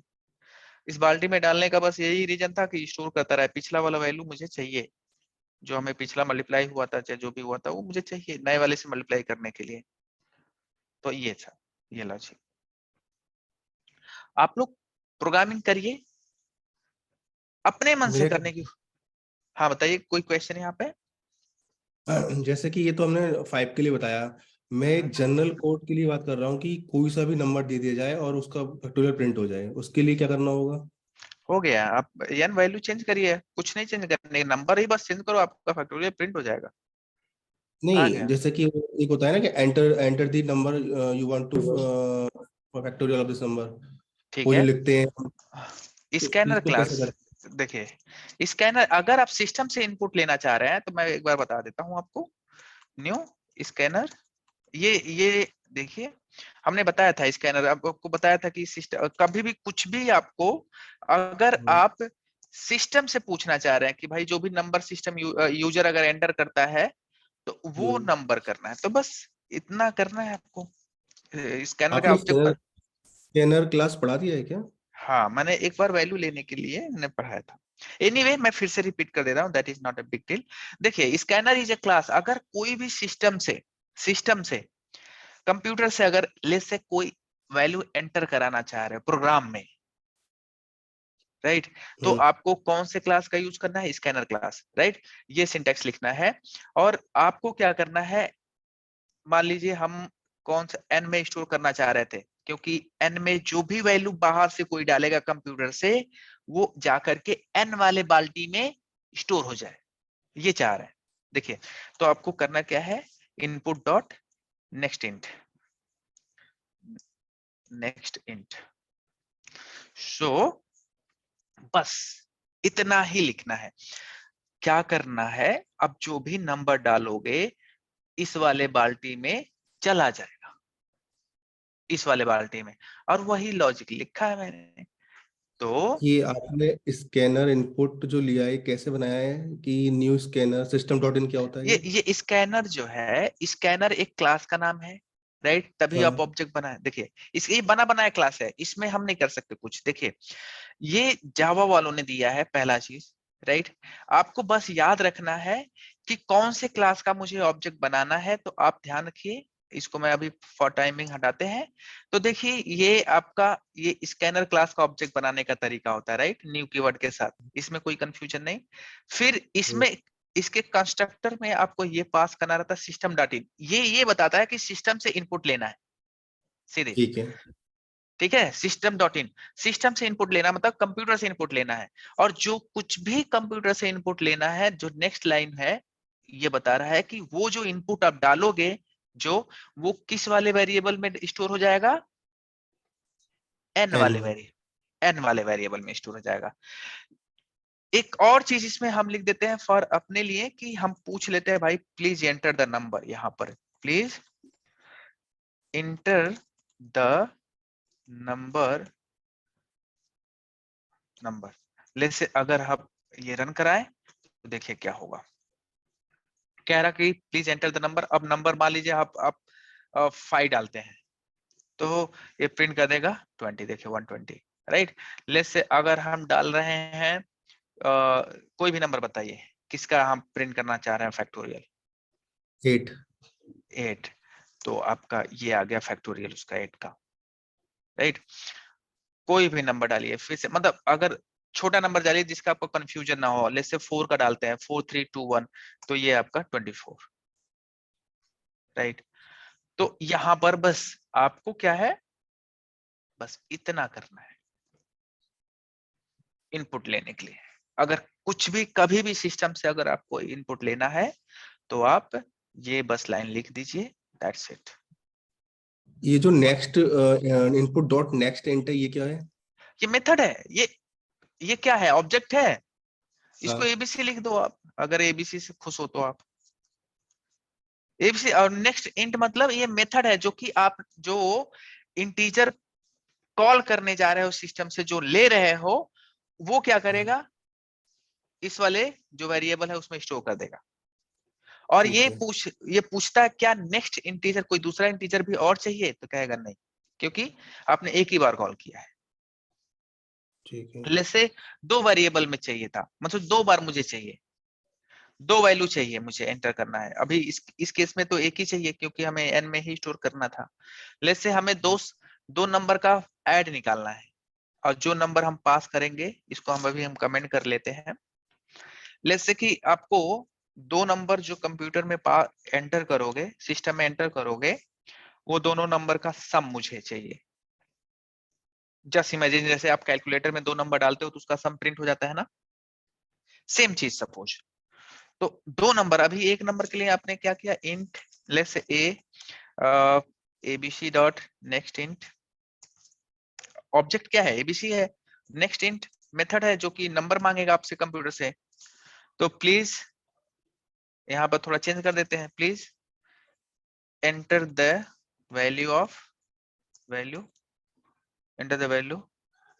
ए, राइट। तो ये ए की वैल्यू मांगेगा, फिर से अगर बी की भी वैल्यू चाहिए तो 2 बार ए प्रिंट करना पड़ेगा। ए यही कॉपी कर दिया बी, और यहाँ पर इसको बी बना देते हैं, और system dot out dot println a plus b, बहुत ही चाहिए। देखिए नेक्स्ट इंट ये आपसे वैल्यू मांगेगा, जो भी पास करोगे वो ए में डाल देगा। ये वाला नेक्स्ट इंट जो भी वैल्यू फिर से वैल्यू मांगेगा वो आपको बी में डालेगा, और दोनों को ऐड करके प्रिंट कर देगा। तो कंप्यूटर से अगर वैल्यू मांगनी है आपको, तो लेट्स से हमने डाला यहाँ पर 10, ए की वैल्यू देखिए, please enter the value of a, फिर से मांग रहा है please enter the value of b. Let's say हमने डाल दी 20, तो 30, टोटल सम 30। देखिए ऐसे कंप्यूटर से अब ये कैलकुलेटर बन गया बिल्कुल, जो रियल कैलकुलेटर जो हमारा, जो आप कैलकुलेटर खरीदते हो तो उसमें आपका प्रिंट करता रहता है टोटल सम, राइट। तो बिल्कुल वो हो गया, जैसे आप जो भी वैल्यू डालो वो, जो कैलकुलेटर आप ऑन करते हो ना, तो एक्चुअली यही ऑन होता है, बिल्कुल सेम प्रोजेक्ट सेम प्रोग्राम। आपसे वो पूछता है भाई वैल्यू डालो, आप कहते हो सर हाँ हमने वैल्यू डाल दिया 20। दूसरा नंबर भी पूछता है, वो 2 बार प्लस करते हो साइन ना, तो प्लस साइन करने के बाद ये है, तो टोटल आपका सम। अब देखिए ये तो वो कर दिया, कंकैटिनेशन कर दिया। एनीवे इसको ब्रैकेट में डाल दो इन दोनों को, इनको, राइट। 10 plus 30, total sum 50। तो वही बिल्कुल कैलकुलेटर जो यहाँ पर वो है, सिस्टम से जो आप वैल्यू डालते, क्लियर है। आगे एक और वेरिएबल बनाना था, एक और बार ये नेक्स्ट इंट कॉल कर दोगे, जितनी वेरिएबल जितनी वैल्यू मांगनी है आप क्या करोगे, नेक्स्ट इंट कॉल कर दोगे। इसमें ये इस एबीसी डॉट, ये जो int b is equal to ABC dot next int bracket लगा हुआ है, इस हाँ, ब्रैकेट में ए और बी भी पास कर सकते हैं क्या? इस ब्रैकेट में हाँ, कुछ नहीं होता है नहीं क्या सर? नहीं नहीं नहीं, आपको ये मेथड ही कॉल करनी है अगर कोई वैल्यू सिस्टम से मांगनी है तो, इंट ठीक है। वैल्यू, ये मेथड आपको कॉल करनी पड़ेगी। देखिए यहाँ पर अगर आप जाएंगे तो ये मेथड है एग्जैक्टली सेम वे। ये कह रहा है कि ये इस पर मत जाइए, अगर आप रेडिक्स की बात कर रहे हैं तो ये अलग चीज है। तो ये अगर वैल्यू लेनी है तो आपको सिंपल सी बस ये, आप ये नहीं कर सकते कि यहाँ पर ये इसको भी पास कर देंगे, नहीं, ये अलाउ नहीं करेगा। ठीक है। तो इट्स वेरी सिंपल कि आप अगर कोई भी अगर लेट्स से वैल्यू अगर आप सिस्टम से लेना चाह रहे हैं तो आपको स्कैनर क्लास की ऑब्जेक्ट बनानी पड़ेगी और इस तरीके से कॉल करना पड़ेगा, दैट्स इट। अब देखिए इसमें तो आपने बिल्कुल जो भी वैल्यू पास कर रहे हो सिस्टम से वो आपका एडिशन दे रहा है, राइट। और ये फैक्टोरियल वही था, फैक्टोरियल तो अलग है। अब आपको वैल्यू मिल गया तो आप फैक्टोरियल तो निकाल ही सकते हो ना, एन की वैल्यू बदलते रहो, जो भी आप डालोगे तो उसी का फैक्टोरियल निकाल देगा।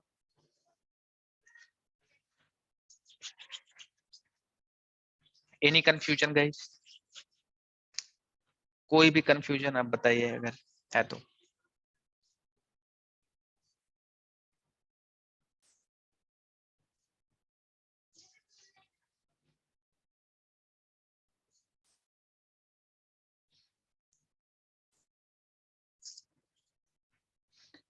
चलिए ठीक है। अब अगर जैसा कि हमने डे 1 पे पूछा था आप लोगों से, जावा को ऑब्जेक्ट ओरिएंटेड क्यों बोलते हैं,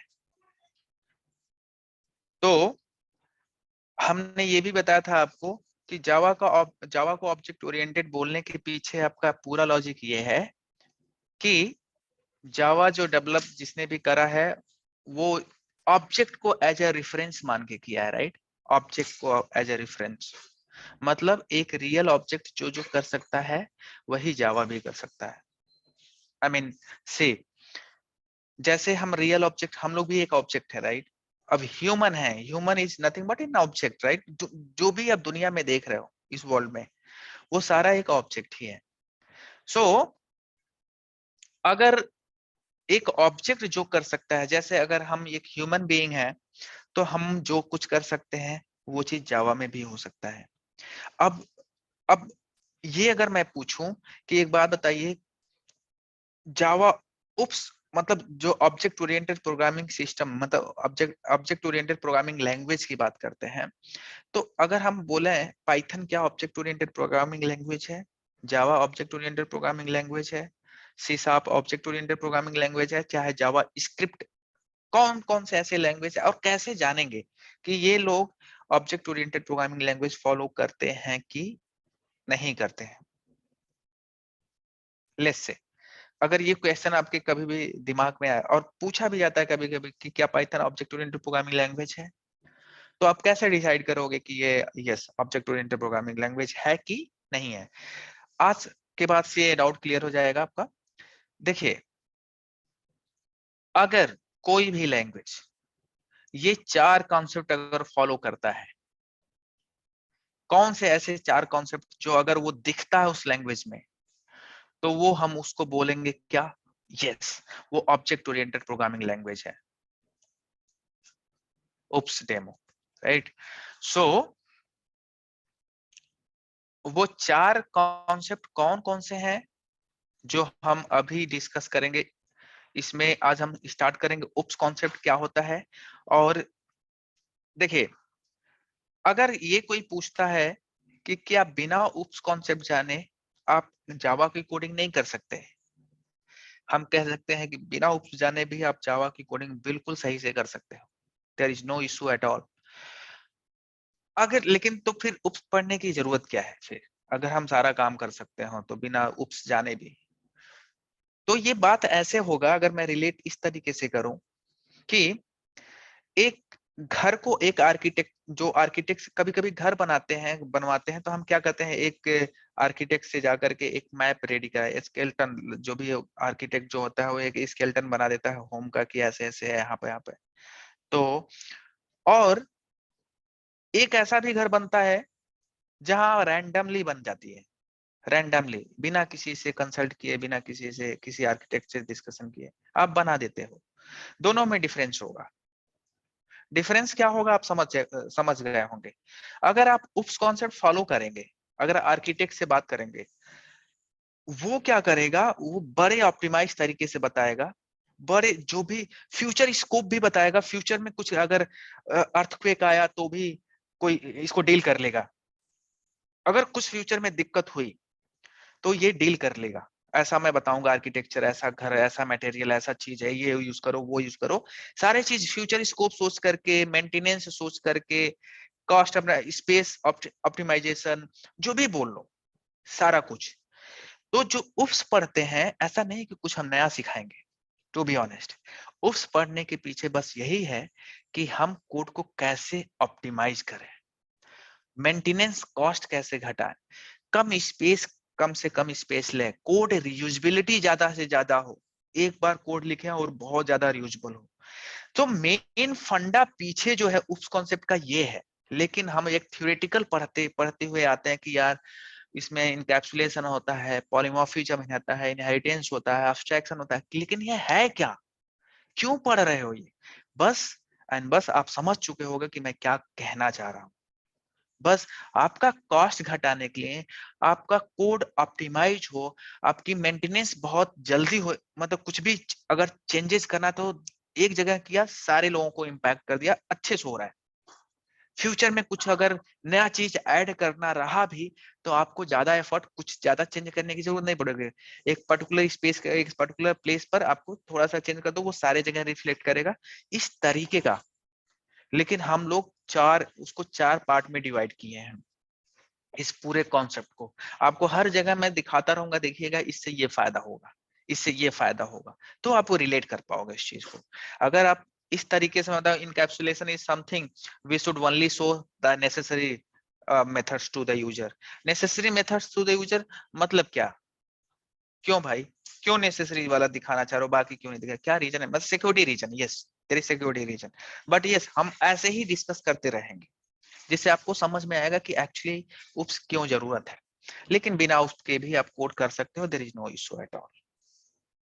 अब सबसे पहले आता है, उसमें हमारा 4 पिलर्स होते हैं, जो वो 4 कोई भी लैंग्वेज, बी इट पाइथन और B it any other language, अगर कोई भी लैंग्वेज है, अगर ये 4 पिलर्स फॉलो करता है तो that will be called as OOPs concept, मतलब that follow OOPs concept logic. अब वो 4 कॉन्सेप्ट होते हैं, encapsulation, polymorphism, inheritance and abstraction. So हम एक क्लास बनाएंगे,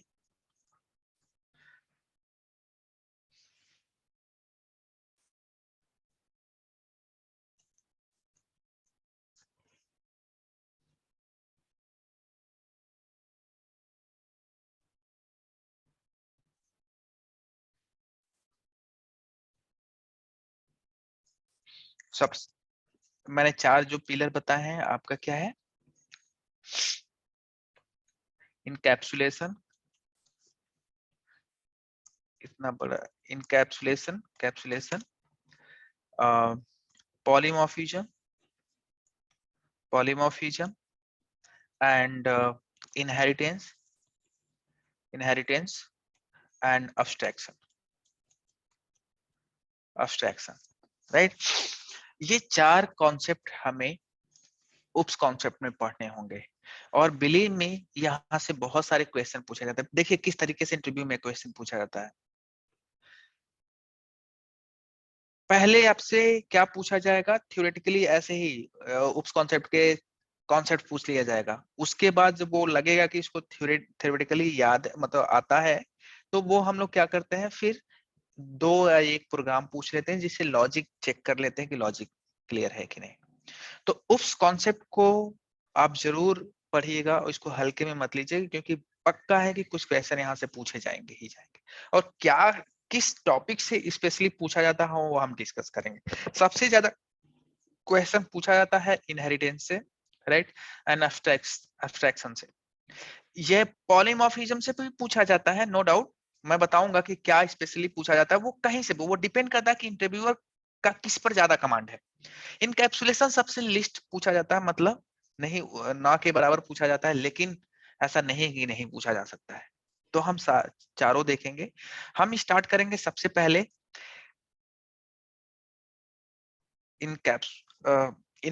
इनहेरिटेंस में स्टार्ट करना चाहूंगा, जिससे आपको एक रिलेशन बनेगी। मैं इसलिए मैं सोच रहा था कि किससे मैं इनहेरिटेंस से शुरू करूंगा, जिससे आपको थोड़ा सा लॉजिक क्लियर होगा।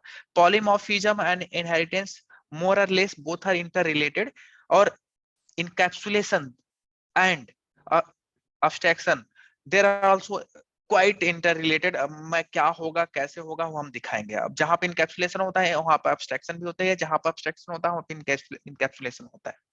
मतलब एक तरीके से इंटर रिलेटेड है, ऐसा नहीं कि हम इंटरचेंज कर सकते, नहीं, लेकिन ये है कि मोस्ट प्रॉब्ली जहां वो इनकैप्सुलेशन रहता है वहां पर abstraction भी रहता है। वो कैसे आप जानोगे हम देखेंगे उसको, ठीक है।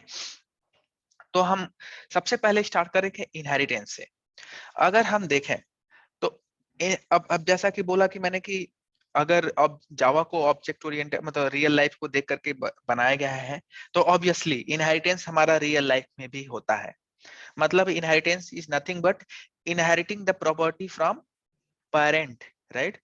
चाइल्ड जो अपना पेरेंट से इनहेरिट करता है प्रॉपर्टी, मतलब जो पापा से हमारा मतलब पेरेंट से जो हमें क्वालिटीज अपने आप मिल जाती है, उसको हम क्या कहते हैं, मतलब इनहेरिटेंस बोलते हैं। इनहेरिट कर लिया प्रॉपर्टी, बिना कुछ किए अपने आप आ जाता है कुछ क्वालिटीज, तो वो चीज इनहेरिटेंस होती है। तो inheriting the property from parent to child is called inheritance. बहुत इजी है। और लेकिन ये तो रियल में दिख रहा है, हम तो रियल में देखते हैं कि मेरे पास क्वालिटीज कुछ ऐसे आ गए हैं जो हमारे पेरेंट्स के हैं, तो हम देख लेते हैं, वो तो मुझे पता चल जाता है। लेकिन जावा के टर्म्स में हम उसको कैसे रिलेट करें, जावा के टर्म्स में। तो जावा में अगर इनहेरिटेंस की बात करें तो ध्यान से देखिएगा। अगर हम कहते हैं एक क्लास बनाते हैं, अभी दिखाते हैं, ध्यान से सुनिएगा। एक क्लास बनाएंगे, इसको रिलेट करने के लिए हम पेरेंट से अपने आप चाइल्ड में कुछ अपने आप चला आता है क्वालिटीज। अब वो चीज हम जावा में दिखाने की कोशिश कर रहे हैं, ठीक है। तो लेट्स से हम एक पेरेंट क्लास बना रहे हैं, जो कि पेरेंट मतलब पेरेंट नाम लिख देने से पेरेंट नहीं हो गया। लेट्स से क्लास ए ही लिख लेते हैं, क्लास ए। अब इसको हम पेरेंट बना देंगे, किसी का पेरेंट बना देंगे। अब कैसे हम क्लास ए को लेट्स से एपी लिख देते हैं, मतलब कुछ ऐसे कोई भी क्लास किसी का भी पेरेंट हो सकता है, लेकिन वो कैसे हम शो करें कि वो पेरेंट हो गया, ये हम दिखाना चाहते हैं। पेरेंट लिख देने से नहीं पेरेंट हो जाएगा। हम यहाँ पर लिख दिए पेरेंट, तो इसका मतलब ये नहीं कि पेरेंट बन गया, ना। तो हम ऐसे कुछ ले पेरेंट डेमो लिख देते हैं, जिससे ये मत सोचिएगा पेरेंट वर्ड आ गया तो अपने आप पेरेंट बन जाएगा, नहीं। जस्ट नाम से कुछ नहीं होता है, कुछ सिंटैक्स लिखना पड़ेगा तो अपने आप वो पेरेंट हो जाएगा। एक क्लास बनाया मैंने, ये पेरेंट। लेट्स से अगर ये पेरेंट, अगर ये इस क्लास को क्लास बोलेंगे, पेरेंट डेमो पेरेंट नहीं बोले, अगर इस क्लास को किसी का पेरेंट बनाना है, लेट्स से एक और क्लास, इसी में एक और क्लास बना लेते हैं, एक क्लास लेट्स से डेमो, कुछ भी लिख सकते हैं, राइट, और मे बी ट्यूटोरियल, जो भी आप लिखना चाहो। तो वहां देखिए, ये एक अलग क्लास हो गया और ये एक अलग क्लास हो गया। भले ही एक ही फाइल में है तो कोई बात नहीं, लेकिन दो अलग अलग क्लास है, ठीक है। ये अपना अलग इसकी दुनिया है और इसकी दुनिया अलग है, ठीक है। लेकिन ये इन दोनों में कोई अभी रिलेशन नहीं है, ना ये जानता है इसको ना ये जानता है इसको। लेकिन अगर मैं चाहता हूं ट्यूटोरियल जो है अपना ये चाइल्ड बन जाए, किसी का चाइल्ड बन जाए। सपोज मैं चाहता हूं कि इसका चाइल्ड बन जाए, पेरेंट डेमो का चाइल्ड कौन बन जाए, ट्यूटोरियल। अब ट्यूटोरियल को अगर चाइल्ड बनाना है पेरेंट डेमो का, तो हमें क्या करना पड़ेगा, एक कीवर्ड लिखना पड़ेगा, एक्सटेंड, एक्सटेंड्स। और ये लिखते ही अपने आप, देखिए रियल लाइफ में हमें भी तो सर्टिफिकेट चाहिए, तुम किसके बेटे हो। अगर मैं बोलूँ तो आधार कार्ड चेक, कहीं ना कहीं आपका जो गवर्नमेंट आईडी है जिसमें आपका लिखा रहता है कि you are the son of, means जिसके भी सन है, राइट। आई मीन तो हियर भी अगर यहाँ भी ट्यूटोरियल किसका सन है, पेरेंट डेमो का, इसका मतलब ये हुआ। अब ये इस लिख देने से क्या फर्क पड़ गया, इसका मतलब ये तो आप जान गए कि ट्यूटोरियल अब इसका बेटा बन गया है, चाइल्ड बन गया है। अब इसका चाइल्ड बनाने से क्या फायदा, क्यों नहीं किसी दूसरे क्लास का चाइल्ड बना दिए या किसी तीसरे क्लास का चाइल्ड बना दिए। लेकिन चाइल्ड बनाने से तो कुछ तो फायदा होता होगा ना, तभी तो ये हुआ। अब चाइल्ड बनाने से क्या फायदा हुआ, मतलब पेरेंट की अपने आप क्वालिटी मेरे अंदर आ गई, ये फायदा हुआ। अब पेरेंट के पास क्वालिटीज क्या है, जो क्वालिटी पेरेंट के पास होगी वो अपने आप ट्यूटोरियल में आ जाएगा। अब पेरेंट के पास तो कुछ है ही नहीं, तो चाइल्ड के पास भी कुछ नहीं आएगा, ऑब्वियस सी बात है। अगर आपके पेरेंट के पास कोई प्रॉपर्टी ही नहीं है, बिल्कुल मतलब कुछ भी नहीं है, तो आप अगर उनके चाइल्ड बन रहे हो तो आपको भी कुछ नहीं मिलेगा, ऑब्वियसली। अगर आपके पिता अमीर हैं तो आप भी अमीर बन जाओगे, क्योंकि आप पापा की सारी चीज आपको इनहेरिट है, इनहेरिटेंस तो आपको इनहेरिट हो ही जाएगी। तो वो चीज है। तो पेरेंट डेमो, ये पेरेंट तो बन गए, पेरेंट तो ये बन गया इसका, लेकिन इनके पास कुछ नहीं है। लेकिन सपोज अगर कुछ होता, चलो हम डाल देते हैं कुछ, जैसे बैलेंस डाल दे 1 इतना रुपीस।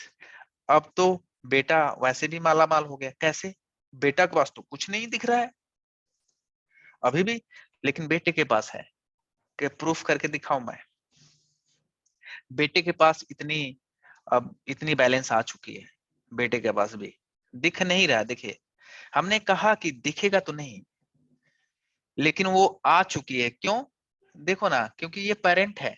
अब पेरेंट का सारा चीज अपने आप चाइल्ड में आ जाता है। लेकिन अगर वेरीफाई करना है, सपोज वेरीफाई करना चाह रहा हूं मैं इस चीज को, अगर वेरीफाई करना है तो हम कैसे वेरीफाई करें, तो इस क्लास का हम ऑब्जेक्ट बनाते हैं। देखिए अगर इसके पास आ चुका है, ट्यूटोरियल के पास आ चुका है, तो ट्यूटोरियल के पास बैलेंस हमें दिखना चाहिए। अगर मैं ट्यूटोरियल का ऑब्जेक्ट बना के डॉट करूं तो बैलेंस दिखना चाहिए कि नहीं दिखना चाहिए, क्या लगता है आप लोगों को। लॉजिकली अगर रियल लाइफ की बात करें तो हमारा ट्यूटोरियल का अगर ऑब्जेक्ट बना है तो ट्यूटोरियल डॉट करें तो हमें बैलेंस दिखना चाहिए। चलो इस चीज को हम चेक करते हैं कि क्या दिख रहा है क्या बैलेंस। एक काम करते हैं, तो मैं कहीं इसमें ऑब्जेक्ट बनाने की कोशिश करूंगा, मैं यहाँ पे, तो ट्यूटोरियल लेस से ABC इक्वल टू और ABC डॉट करो। जबकि देखो अगर आप देखें तो ट्यूटोरियल में कुछ नहीं है। हमने बोला है आपको कि जब भी जिस क्लास का ऑब्जेक्ट बनाते हो और डॉट करते हो तो उसमें जो कुछ भी रहता है वो दिख जाता है।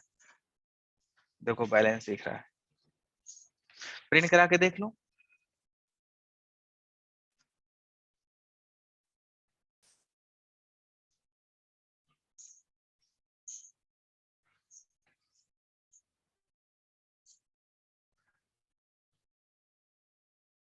देखो ये ट्यूटोरियल का मैंने ऑब्जेक्ट बनाया, ट्यूटोरियल में तो कुछ था ही नहीं, दिख रहा नहीं था।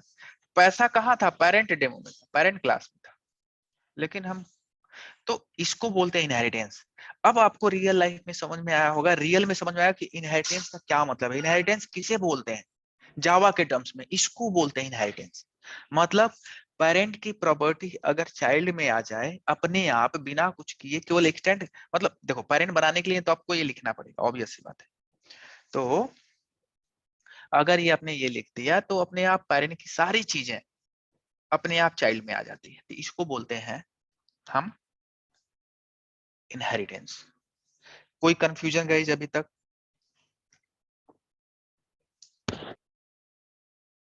मेरा एक कंसर्न है इसमें, अपने ऊप्स डेमो में 2 क्लासेस बनाई थी, एक ऊप्स डे 1 और पेरेंट डेमो, और पेरेंट बिल्कुल डेमो में आपने एक्सटेंड कराया है। ठीक है।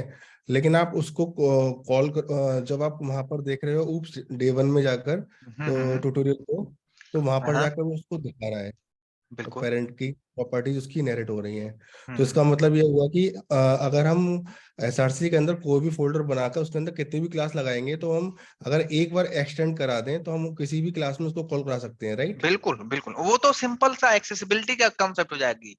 फिर एक्सेस कहाँ तक होगा, एक फोल्डर में होगा कि दूसरे फोल्डर में होगा कि तीसरे फोल्डर में, वो तो सिंपल हो गया जो हम उस दिन नहीं डिस्कस कर रहे थे। एक पैकेज का क्लास दूसरे पैकेज में कॉल कर सकते हैं कि नहीं, दूसरे पैकेज का क्लास तीसरे क्लास पैकेज में कॉल कर सकते हैं नहीं, वो वाला कॉन्सेप्ट हो गया यहाँ पर। ठीक है। तो ऑब्वियसली अगर वो पब्लिक है, ये कीवर्ड पे डिपेंड करेगा। तो ऑब्वियस सी बात है, अगर देखिए ये आपकी इसके सामने क्या लिखा हुआ है, डिफॉल्ट लिखा हुआ है, नहीं लिखा हुआ तो कुछ। अब डिफॉल्ट कहां तक एक्सेस किया जा सकता है वो आप जानते हो, राइट? तो अगर ये पब्लिक, यहाँ पर अगर पब्लिक लिख दोगे तो कहीं भी कॉल करते रहो, चाहे आपको दूसरे पैकेज में, चाहे तीसरे पैकेज में, चाहे कहीं भी कॉल करते रहो, वो तो एक्सेस हो जाएगा, राइट? तो क्लास तो हर जगह एक्सेस होता है, मतलब अगर वो प्राइवेट क्लास ना हो तो क्लास तो कहीं भी एक्सेस हो सकता है। क्लास तो आप यहाँ भी एक्सेस कर लो, इस वाले पैकेज में भी एक्सेस कर लो, कहीं भी एक्सेस कर लो, कहीं भी। अगर आप देखा तो सेम पैकेज में अगर हम कॉल कर रहे हैं, सेम पैकेज में कॉल किया है ना, देखा जाए तो दोनों सेम में है, यहाँ भी कॉल बना लो, इसमें भी बना लो, कोई फर्क नहीं पड़ेगा, वो कॉल हो जाएगा, ठीक है। कॉल हो जाएगा, कोई इशू नहीं है यहाँ पे। बट यहाँ पर क्या हम दिखाना चाह रहे थे कि पेरेंट से चाइल्ड में आ रहा है कि नहीं, ये नहीं दिखाना चाह रहे कि कहाँ पे। आप भी यहीं पे कॉल कर सकते हैं, हम इसी में भी कॉल कर सकते हैं, इसी में ऑब्जेक्ट बना लें। मेन मेथड यहाँ लिखो, मेन मेथड चाहिए हमें रन कराने के लिए,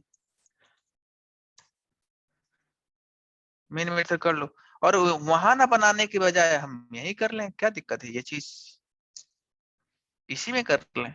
हमें मेन मेथड चाहिए बस। देखो ट्यूटोरियल के साथ यहाँ भी आप यहाँ पर रन कराओगे तो ये चलेगा।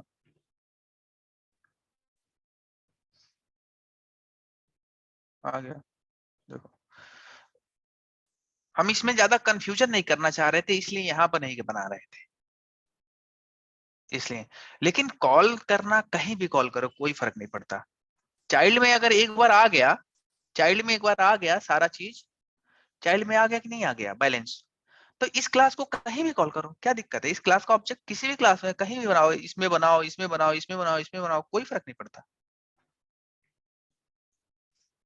Clear? Clear. Any other doubt guys? अभी इनहेरिटेंस में अभी कुछ भी डाउट? अभी अभी तो शुरुआत हुआ है, अभी बहुत सारी चीजें हम डिस्कस करेंगे। कुछ भी इसमें डाउट कि इनहेरिटेंस में क्या एक्सटेंड कीवर्ड्स देखते ही आपको समझ में आ जाना चाहिए कि यहाँ इनहेरिटेंस हो रहा है, और ये पेरेंट हो गया और ये चाइल्ड हो गया, ये चीज पहला समझ में आना चाहिए। पेरेंट की जो भी मेथड्स हैं, चाहे जो भी वेरिएबल्स हैं, जैसे अगर यहाँ पर पब्लिक पब्लिक वाइड सम है, तो भी सम, देखिए वो सम भी आ जाएगा ट्यूटोरियल में। देखिए ट्यूटोरियल तो बिल्कुल खाली है, लेकिन अगर हम ट्यूटोरियल देखिए, यहाँ पर ऑब्जेक्ट बनाए हैं, यहाँ पर एबीसी डॉट करोगे, एबीसी डॉट अभी बैलेंस कॉल किया है आपने, अगर आप सम भी कॉल करोगे तो सम भी दिखेगा, देखो अब सम भी दिखेगा। तो मेथड एंड वेरिएबल सारे लोग आ जाएंगे, सारे लोग, मतलब जो कुछ भी पेरेंट में है, चाहे वो वेरिएबल हो, चाहे वो मेथड है, सब कुछ अपने मतलब चाइल्ड में आ जाएगा। तो देखो बैलेंस भी हम इसमें आ गया, और चाइल्ड भी, सब मेथड भी आ गया। तो इसका मतलब ऐसा नहीं कि वेरिएबल ही केवल आता है, मेथड भी आ जाएगा, सब कुछ आ जाएगा ऑब्वियसली, ठीक है? तो ये चीज है। अच्छा, अब देखिएगा ध्यान से, अब क्या अब शुरू होता है एक्चुअल यहाँ पर लॉजिक डेवलपमेंट। देखिए क्या है यहाँ पर, आपने देखा क्या कि वेरिएबल भी आ गई और मेथड भी आ गई चाइल्ड में, क्लियर है? ये इनहेरिटेंस तो हो रहा है, ये प्रूफ हो गया, बिना कुछ किए ही पेरेंट से चाइल्ड में आ जा रहा है। अच्छा, अगर मैं क्या करता हूं, पूछूं आपसे, एक मेथड यहां भी बनाता हूं चाइल्ड में भी, पब्लिक वाइड एंड सब्सट्रैक्शन, जैसे सम बना रहे हैं, जस्ट सम, ओके? सम ऊपर भी है नीचे भी, अभी इसमें कंफ्यूजन नहीं करना चाह रहे हैं, चलिए ऐड बना देते हैं, इसको ऐड लिखते हैं, दोनों अलग मान के चलो, ऐसे मल्टीप्लाई कर देते हैं। यहाँ पर मल्टीप्लाई किया मैंने। तो अगर मैं पूछूं, चलिए पूछूं, अब मैं ट्यूटोरियल में कितने मेथड हैं, कितने वेरिएबल हैं, अगर मैं आपसे ये क्वेश्चन पूछूं ट्यूटोरियल क्लास में कितने वेरिएबल्स हैं और कितने मेथड्स, तो आप क्या बोलोगे? ट्यूटोरियल क्लास में कितने मेथड्स हैं और कितने वेरिएबल्स?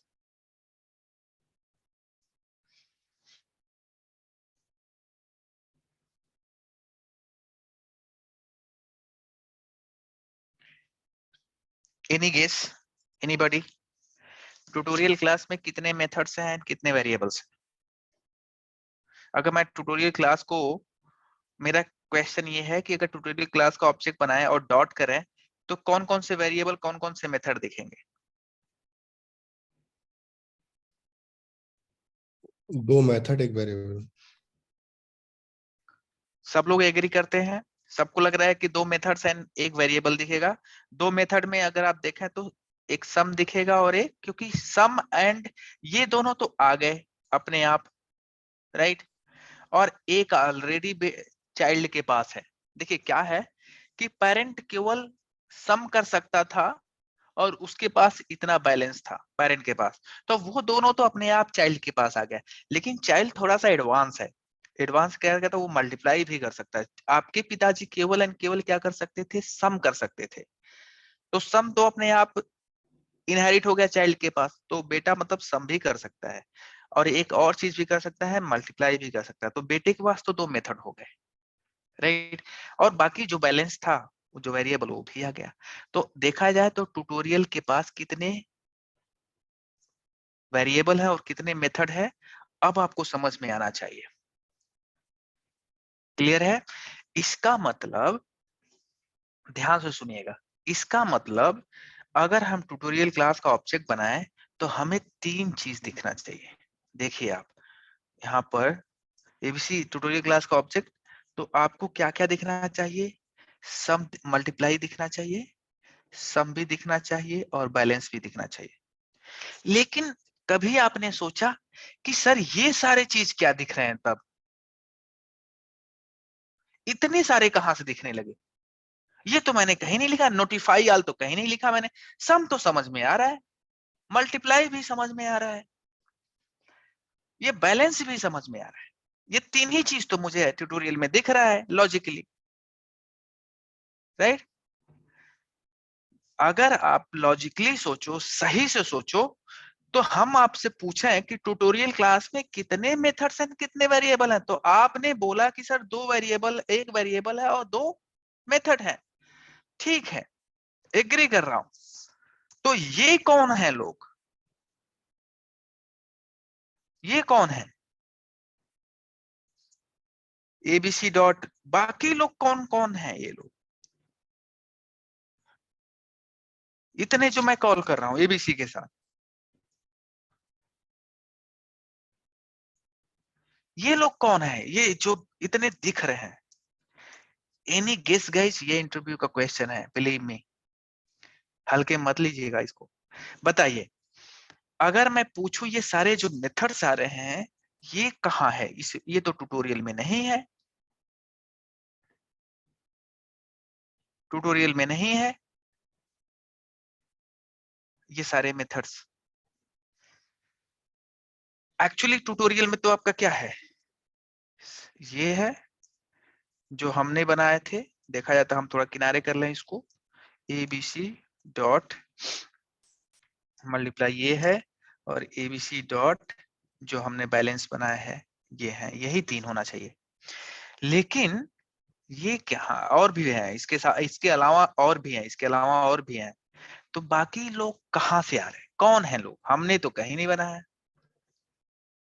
गेस करिएगा इस, थोड़ा सा जावा की लाइब्रेरी से। जावा की लाइब्रेरी से। ऑब्वियसली जावा ने दिया है मेरे को, अगर हमने नहीं बनाया तो जावा ने दिया है।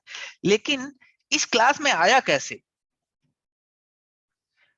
अगर देखा जाए तो आने के लिए 2 ही तरीका है, या तो पेरेंट बना दो तो अपने आप आ जाएगा, या तो उसमें ही लिख दो, उस क्लास में ही बना दो, जैसे मैंने मल्टीप्लाई बना दिया। तो मैंने तो ऐसा किया नहीं कि इसी क्लास में मैंने कोई वेट नाम का मेथड बना दिया, नोटिफाई ऑल नाम का मेथड बना दिया, नहीं बनाया है। तो इसका मतलब एक ही चांस बचा, नोटिफाई ऑल तो इसमें है नहीं, ये जो मेथड दिख रहे हैं ये सब मेथड इसमें तो मैंने बनाया नहीं, तो अब एक ही चांस बचता है, या तो इसका कोई और भी पिताजी है। ये ट्यूटोरियल क्लास का कोई और भी है पिता, मतलब पेरेंट्स। अब जो है ये चीज कैसे हो सकता है, देखिए भाई, इसका इसका पिताजी कौन है, ये है, और इसका पिताजी कौन है, इसका भी तो कोई पिता होगा। अब इसका पिता अगर हम इस तरीके से सोचे रियल लाइफ में, चलिए ठीक है, मान लीजिए हम हैं, हमारे पिताजी हैं, अब मेरे पिताजी के पिताजी कोई हैं, पिताजी के पिताजी, लेकिन सबके अगर देखा जाए तो सबके जो गॉड फादर अगर रियल में देखा जाए तो हमारे रियल वाले गॉड जो है वो गॉड सबके पिताजी, सबके भगवान जो है वो सबके पिताजी है, मान के चलिए जो गॉड है रियल गॉड। तो जो रियल गॉड है वो तो बाय डिफॉल्ट सबके पिताजी बन है, बाय डिफॉल्ट जो गॉड है रियल गॉड। अब जावा में भी एक रियल गॉड है, वो जो सबके पिताजी है, चाहे आप लिखो चाहे बोलो चाहे ना बोलो वो सबके पिताजी हैं, भगवान लॉर्ड भगवान जो भी बोलो। इसी तरीके से जावा में भी एक ऐसा क्लास है जो बाय डिफॉल्ट सबका पिताजी ही है, चाहे आप लिखो चाहे ना लिखो। सो वो कौन सा क्लास है इंटरव्यू में पूछा जाता है जो सबका पेरेंट है, वो है ऑब्जेक्ट क्लास है। आप ये चीज लिखो चाहे ना लिखो ये लिखा पड़ा है। एक ऐसा क्लास जावा में है जिसका नाम ऑब्जेक्ट, लग रहा है कि यार जो हम ऑब्जेक्ट बनाते हैं वही है, नहीं, देखिए यहां पर class object is the root class of a hierarchy. Root मतलब होता है जड़, सबका मतलब जड़ यही शुरू हुआ है यहीं से। ऑब्जेक्ट जो है सबका सुपर, देखिए सुपर क्लास, सबका सुपर क्लास है। ये एक ऐसा क्लास है चाहे आप लिखो चाहे ना लिखो वो अपने आप सबका बाप बन जाएगा। अब इसका मतलब ये सबका बाप है, अगर ये क्लास है तो इसमें भी कुछ मेथड होगा, अगर इसका सारा मेथड इसमें आएगा और इसका सारा मेथड इसमें आएगा। अब चेनिंग हो गई, चेनिंग हो गई कि नहीं हो गई? अगर आप लॉजिकली देखें तो जो ऑब्जेक्ट क्लास में मेथड अवेलेबल था वो कहाँ आ गया, पेरेंट डेमो में आया, आया कि नहीं आया, पेरेंट डेमो में आया। और जो पेरेंट डेमो क्लास में मेथड था वो किस में आ गया, ट्यूटोरियल में। तो आइए वेरीफाई करते हैं, चलिए इसको वेरीफाई करते हैं। अब मैं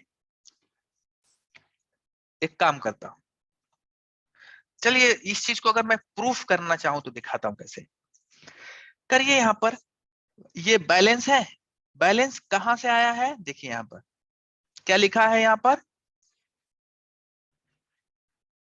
पेरेंट डेमो, राइट। बैलेंस जो वेरिएबल आया है वो किस क्लास से आया है, पेरेंट डेमो से। इक्वल मेथड कहां से आया है, ये क्या लिखा है, ऑब्जेक्ट। गेट क्लास कहां से आया है, ऑब्जेक्ट। ये कहां से आया है, मल्टीप्लाई कहां से आया है, ट्यूटोरियल से। इसका मतलब मल्टीप्लाई मेथड जो है वो ट्यूटोरियल क्लास में अवेलेबल है, बिल्कुल सही। Notify object, notify all object, some कहां से आया है, पेरेंट डेमो से। टू स्ट्रिंग मेथड ये कहां से आया है, ऑब्जेक्ट से। वेट कहां से आया है, ऑब्जेक्ट से। सो ये बता देता है कि कौन सा मेथड कहां से आ रहा है। सो इसीलिए आप जितना भी क्लास बनाए होंगे आज तक जितनी भी क्लासेस बनाए होंगे और उसका जब आप ऑब्जेक्ट बनाते होंगे और डॉट करते होंगे तो देखे होंगे कि अननेसेसरी बहुत सारे मेथड आते हैं। अब ध्यान दीजिएगा, आप लोग थोड़ा देखिएगा तो आपको जो है, 1 second guys, just give me 1 second.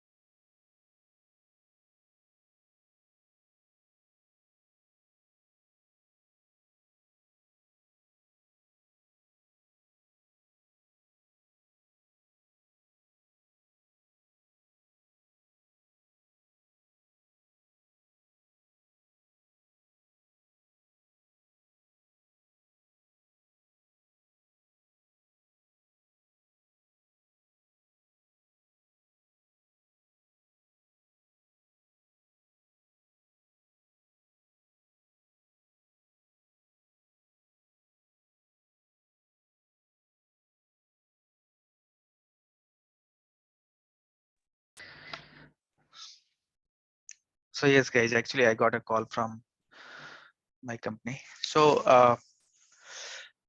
so hope this is clear, right? What I was trying to say. कहाँ से कौन सा मेथड आ रहा है? Is that clear? Any doubt in this?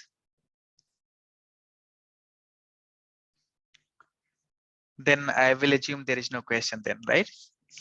Okay. So हमको लग रहा है कि सबको क्लियर हो गया कि कैसे डिसाइड होता है कि कौन सा कहाँ से आ रहा है. अगर आप देखिएगा आज के बाद से जब भी कोई क्लास बनाइएगा, क्लास का ऑब्जेक्ट बनाइएगा, तो then you will see like कि ऑब्जेक्ट जो है वो बहुत सारे ऐसे मेथड्स आएंगे. जब डॉट करिएगा ऑब्जेक्ट के साथ तो आप देखेंगे कि बहुत सारे मेथड्स होंगे जो अपने आप आ जाते हैं. एक और प्रूफ मैं दिखाऊंगा. अगर आप जब भी आप क्लास बनाते हो तो न्यू करके और यहाँ पर क्लास पे जाते हो तो देखिए यहाँ पर एक देखिए बाय डिफॉल्ट ये स्टेटमेंट लिखा आ जाता है, राइट? सो ये क्लास ये बता रहा है, राइट, कि ऑब्जेक्ट एक क्लास है जो सबका सुपर क्लास बन जाता है. सुपर क्लास मतलब सुपर क्लास मीन समझ गए ना आप लोग, सबका सुपर. ठीक है. तो ये चीज आप लोगों से इंटरव्यू में पूछा जाता है और ये भी पूछा जाता है कि कौन से पैकेज में है वो lang डॉट पैकेज. हमने बताया था कि जावा का एक ऐसे पैकेज है जो कि आपको इंपोर्ट करने की जरूरत नहीं पड़ती है. सो ये देखिए इनहेरिटेंस में अभी तो जस्ट मैंने स्टार्ट किया. इसमें बहुत सारे क्वेश्चंस पूछे जा सकते हैं जो कि आपको पूछा जा सकता है कि कैसे डिसाइड करोगे कि इनहेरिटेंस करना है कि इनहेरिटेंस में there is two relation is called has a relation और इज अ रिलेशन, जो हम डिस्कस करेंगे नेक्स्ट सेशन में. आज हम इतना ही पे रोकेंगे. तो कैसे कभी कभी ये क्वेश्चन पूछा जाता है कि हैज अ रिलेशन है कि इज अ रिलेशन है, ये कैसे डिसाइड करोगे और कौन सा बेटर है. तो वो आपको सिनेरियो समझना होगा. और scenario has a relation is nothing but आप मतलब कोई चीज अपने पास, जैसे अगर हम एक लेमन टर्म में बात करें तो एक बिल्डिंग है. जैसे अगर आपका घर ही ले लीजिए और उस घर में क्या है, your building has a kitchen, right, has a kitchen, right. तो हैज मतलब अगर रखता है मतलब खुद रखता है. और हम ये नहीं कह सकते कि building is a kitchen, right, building is a kitchen नहीं, right, building has a kitchen, right. तो इज अ और हैज अ रिलेशन कभी कभी थोड़ा सा पूछा जाता है कि यहाँ पे इज अ लगाएं कि हैज लगाएं. देखिए is a is nothing but दोनों अगर सेम है, लेकिन हम बोल रहे हैं कि पार्लियामेंट जो भी पार्लियामेंट का बिल्डिंग है, राइट, जैसे कोई भी आपका is a house, is a house. Let's say my home is a house. Is a मतलब देखो मतलब जो सिमिलर है, हाउस को ही हम होम बोल सकते हैं, होम को हाउस बोल सकते हैं. लेट्स से हमारा ऑफिस एक is a my working place, is a my working place, right. Is a मतलब जो कि हम सिमिलर लेकिन ऐसा नहीं कर सकते.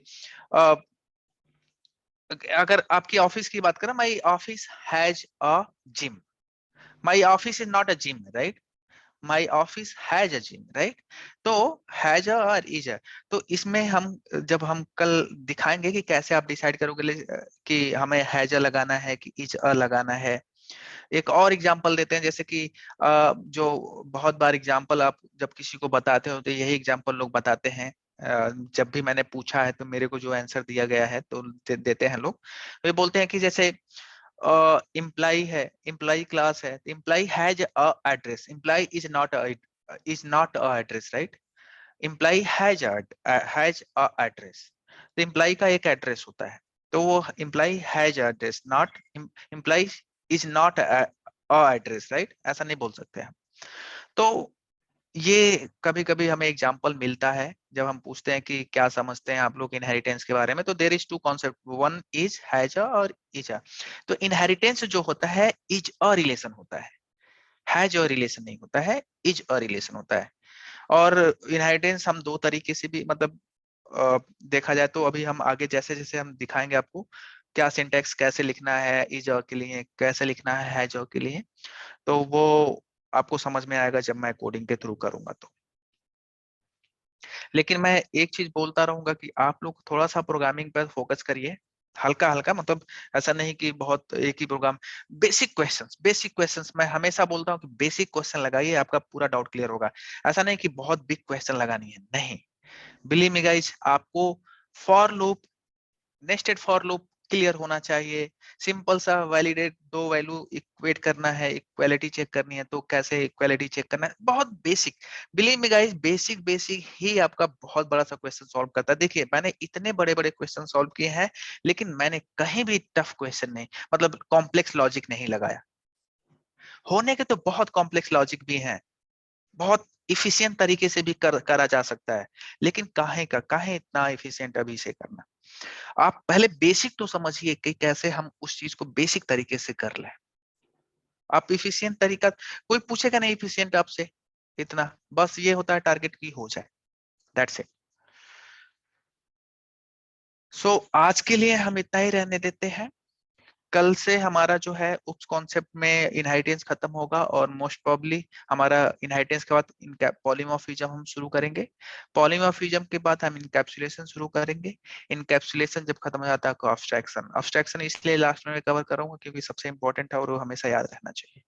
तो इनहेरिटेंस भी है, बट ये इससे ज्यादा क्वेश्चन पूछा जाएगा कि what is the difference between abstract class और इंटरफेस, वो क्वेश्चंस पूछे जाते हैं, तो हम देखेंगे।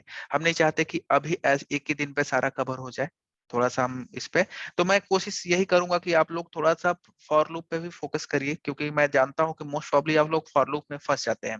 लूपिंग कैसे चल रहा है, एक बार लूप को थोड़ा सा चला के देखिए, आई की वैल्यू प्रिंट कराइए, कैसे इंक्रीमेंट हो रहा है, कैसे डिक्रीमेंट हो रहा है, थोड़ा रिवर्स कराइए, ये करिए अपने मन से। उससे ज्यादा कहीं यूज नहीं होता है, बिलीव मी गाइस, उससे ज्यादा कहीं यूज नहीं होता है। अगर आप कहीं भी कोडिंग करने जाएंगे तो अनटिल एंड अनलेस आपको बोल दे कि भाई फ्रेमवर्क ही डेवलप करो, तो वो डिफरेंट केस हो जाएगा। बट 99% केस में आपको ऐसा नहीं मिलेगा। आपको मोस्टली, अगर आप देखिए नया प्रोजेक्ट है तो हो सकता है कि आपके साथ कोई ऐसा बंदा टेक्निकल आर्किटेक्ट रखेगा जो कि फ्रेमवर्क डिजाइन करके देगा, और आपको उसको इनहेंस करना पड़ता है, मोस्ट प्रोबेबली यही होगा।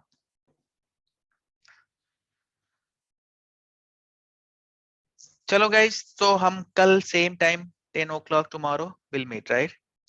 अगर कोई क्वेश्चन नहीं है तो